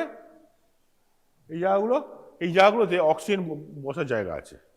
যদি না ঘোরে অক্সিজেন বসার জায়গাটা ফাঁকা হবে না, অক্সিজেন বসতে পারবে না। তাই এখানে ঘুরতে হবে। কতটা ঘুরতে হবে? 15 ডিগ্রি ঘুরতে হবে, ম্যাক্সিমাম 15 ডিগ্রি ঘুরবে। এবার এই দুটো বন্ড ভাঙা খুব কষ্ট। তাহলে বন্ড কোনটা ভাঙবে? Between non identical subunits. The salt bridges, the movement, the conformational change of hemoglobin subunits will be due to breakage of salt bridges. এত কিছু মনে রাখতে হবে না, এই লাইনটা মনে রাখলেই চলবে, তাই না? The conformational change of subunits of hemoglobin is due to breakage of salt bridges between non-identical subunits. That's all. ছবিটা আঁকবে, এই লাইনটা লিখবে। আমরা বুঝে যাবো যে এতক্ষণ যে বোঝালাম তুমি সেটা বুঝেছো, না বুঝলেও, তাই না? সবসময় মনে রাখবি তোরা যাকে লিখছিস সে লোকটা তোর থেকে বেশি জানে, সে ঠিক বুঝে নেবে। তুই অল্প অল্প করে লিখলেই চলবে, তোকে বেশি লিখতে হবে না।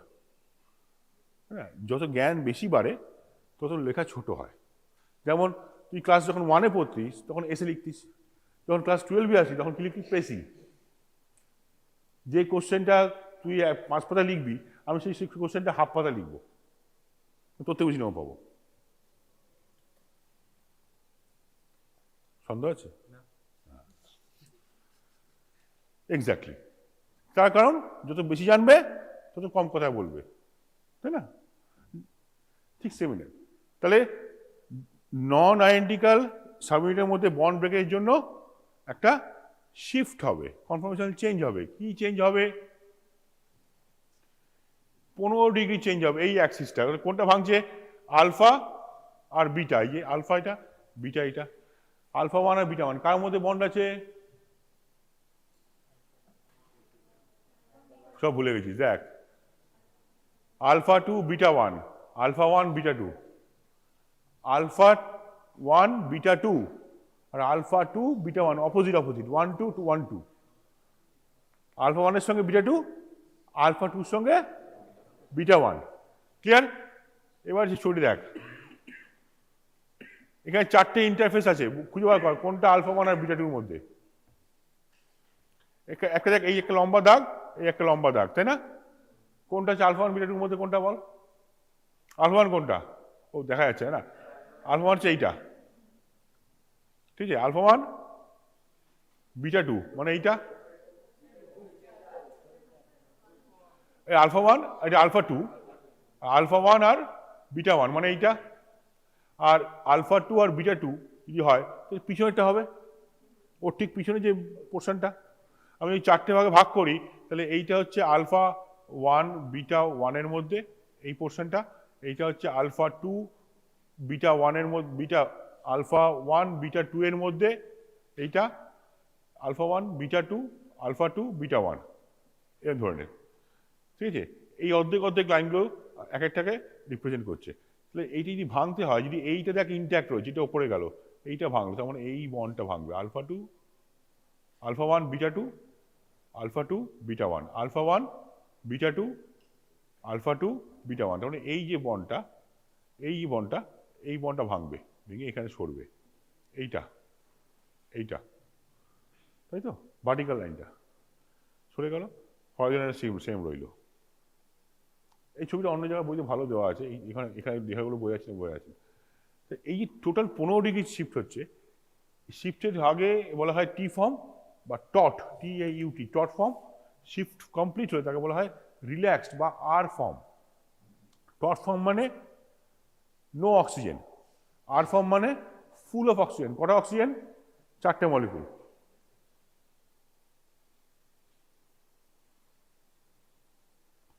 এবার 4টে মলিকুল কীভাবে ঢোকে? দেখো এখানে একটা শুধু ছবি দেওয়া আছে, কি লেখা আছে? Cooperative binding. মানে কীভাবে কোঅপারেটিভ বাইন্ডিং হয়? মানে একজনের বাইন্ডিং আরেকজনকে সাহায্য করে, তাকে বলে কোঅপারেটিভ বাইন্ডিং। নন কোঅপারেটিভ মানে একজন বাইন্ডিং আরেকজনকে সাহায্য করে না, ঠিক আছে?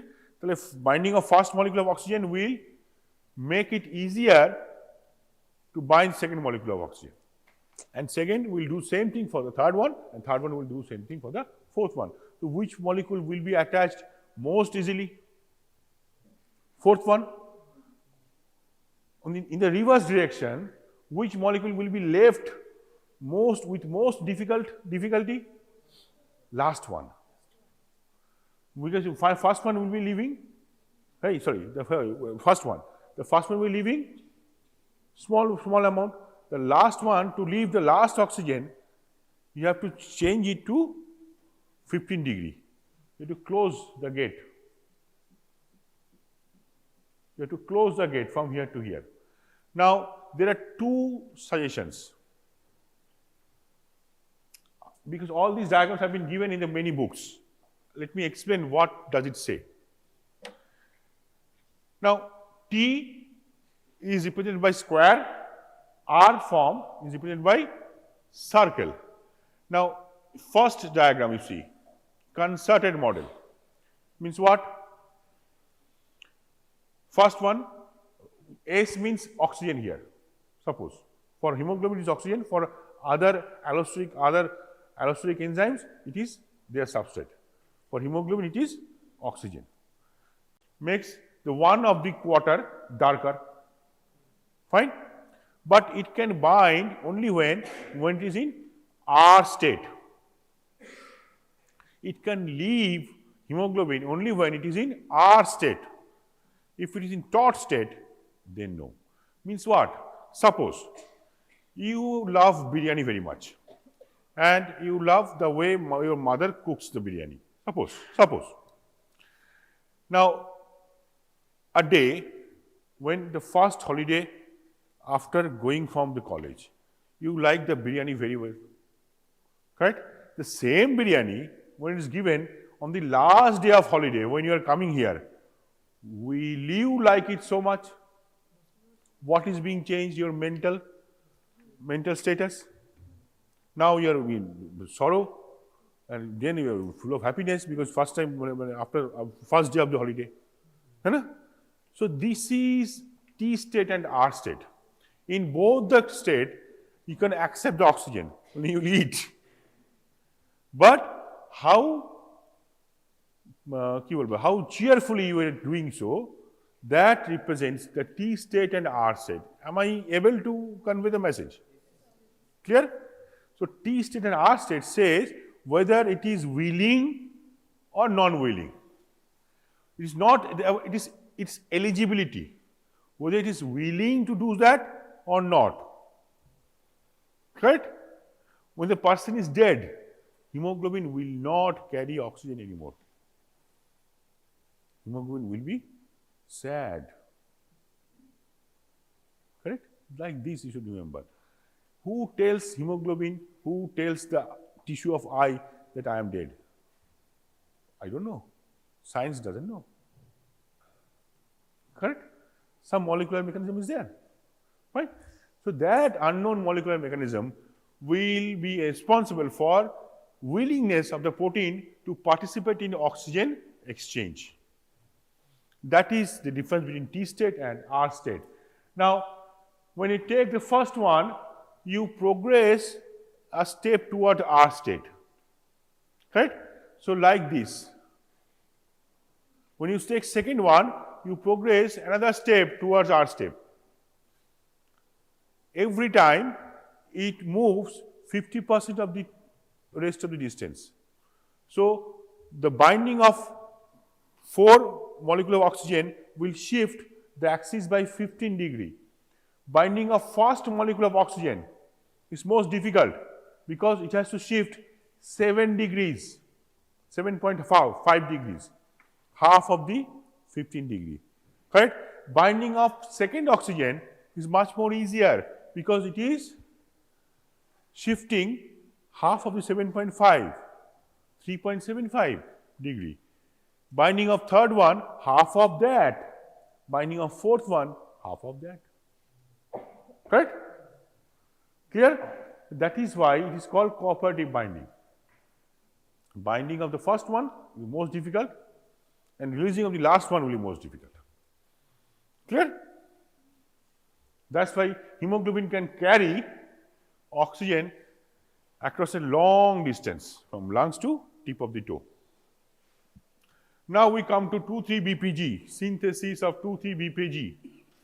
This is a part of called Rappaport leveling cycle, a part of the glycolytic pathway taking place inside RBC, erythrocyte. The 2,3-BPG has got an immense role in hemoglobin to carry oxygen. A transporter, suppose you have ordered a dish, food for Zomato. A person is bringing the food and he likes the food so much that after reaching a delivery point, he declines to deliver you the food. Is it accepted? Desired? Would you accept the hemoglobin will carry the oxygen all the way till the tip of the toe and then you will say, no, I am not giving away. No, I am not ready. I am not giving oxygen. Is accepted? So what tells the hemoglobin that now you should leave oxygen? That molecule is, one of the molecule is 2,3-BPG. One of the such molecule is 2,3-BPG. It tells hemoglobin, it reduces affinity of hemoglobin towards oxygen. 2,3-BPG reduces affinity of hemoglobin towards oxygen. Without 2,3-BPG, hemoglobin will not be able to unload its oxygen. Clear? This is how it is joined. See, between two beta subunits it is placed. It is not related to alpha subunit, but it is between two beta subunits. Correct? Like this. This is, see, lysine, 2-lysine, EF6, lysine.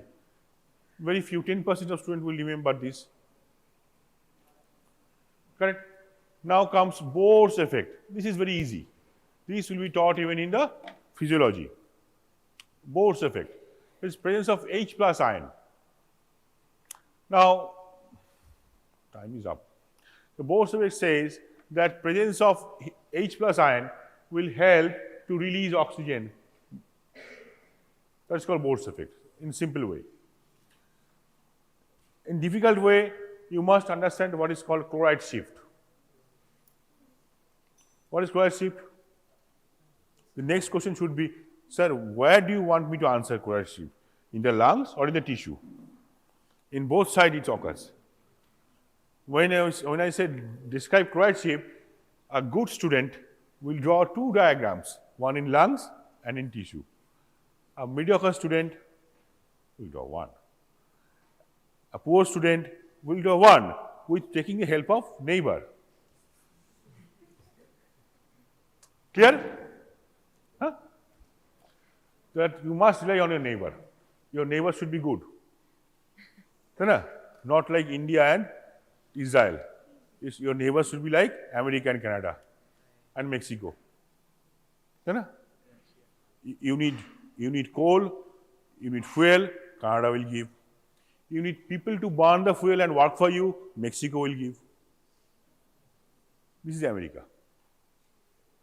And see, Israel and India,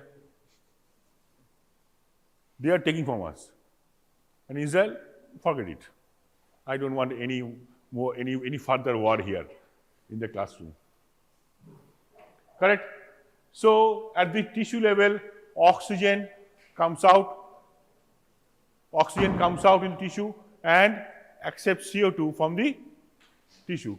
From the tissue, CO2 enters, it forms H2CO3, then it is dissociated into H plus ion and bicarbonate. Bicarbonate comes out of RBC in exchange with chloride to maintain the neutrality, otherwise RBC will give you electric shock. One HCl3 will come out, one chloride will go in, correct?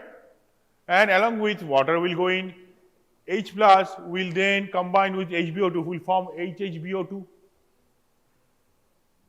hydrogenated HbO2, and then it will leave HbH plus and O2. Clear? The opposite arrows, just reverse the arrows in case of where it is occurring. Change it to lungs. Reverse the arrows. O2 will go inside from lungs to RBC. O2 will combine with HbO2. H1 will be released, H plus will combine with bicarbonate, which will come in exchange of chloride, and water will go out. And then it will join to form H2CO3, it will break up into CO2 and H2O, and CO2 will be released. At the lungs level, what happens? Oxygen comes in and CO2 goes out. Just opposite. Remember to reverse the arrow. Remember one diagram and remember how to reverse it. That's all. You know that now you know the two diagrams. Now you will become a good student. Before the class you were a poor student. Now you are a good student. Correct? Now whenever there is exchange of H plus ion comes, there comes change in pH. So any relationship with the pH or the oxygen dissociation? Yes, we do. This is 7.2, this is 7.4, and this is 7.6. Which graph is steeper? At 7.6 or 7.2? Steeper. 7.6. That means increase in pH will lower the normal function of hemoglobin. Hemoglobin will become more like myoglobin. That means decrease in pH will help it. Means H plus ion will help hemoglobin to release oxygen. Delayed, slowly. In absence of H plus ion, it will release more rapidly. More rapidly. Correct? It does not do so. That's why it should not do so. That's why we have 2,3-BPG. 2,3-BPG. At tissue level, which one is more? H plus ion? Huh? So H plus ion more means what? It will hold on to the oxygen. It will not going to leave. But at the tissue level, 2,3-BPG will do the opposite thing. It will tell, okay, now you leave. I will give you something, Baba. Now you leave, please. You don't give anything. But hearing that, hemoglobin will give something. Some structural change will be brought about by 2,3-BPG to give out oxygen. So here I end the class.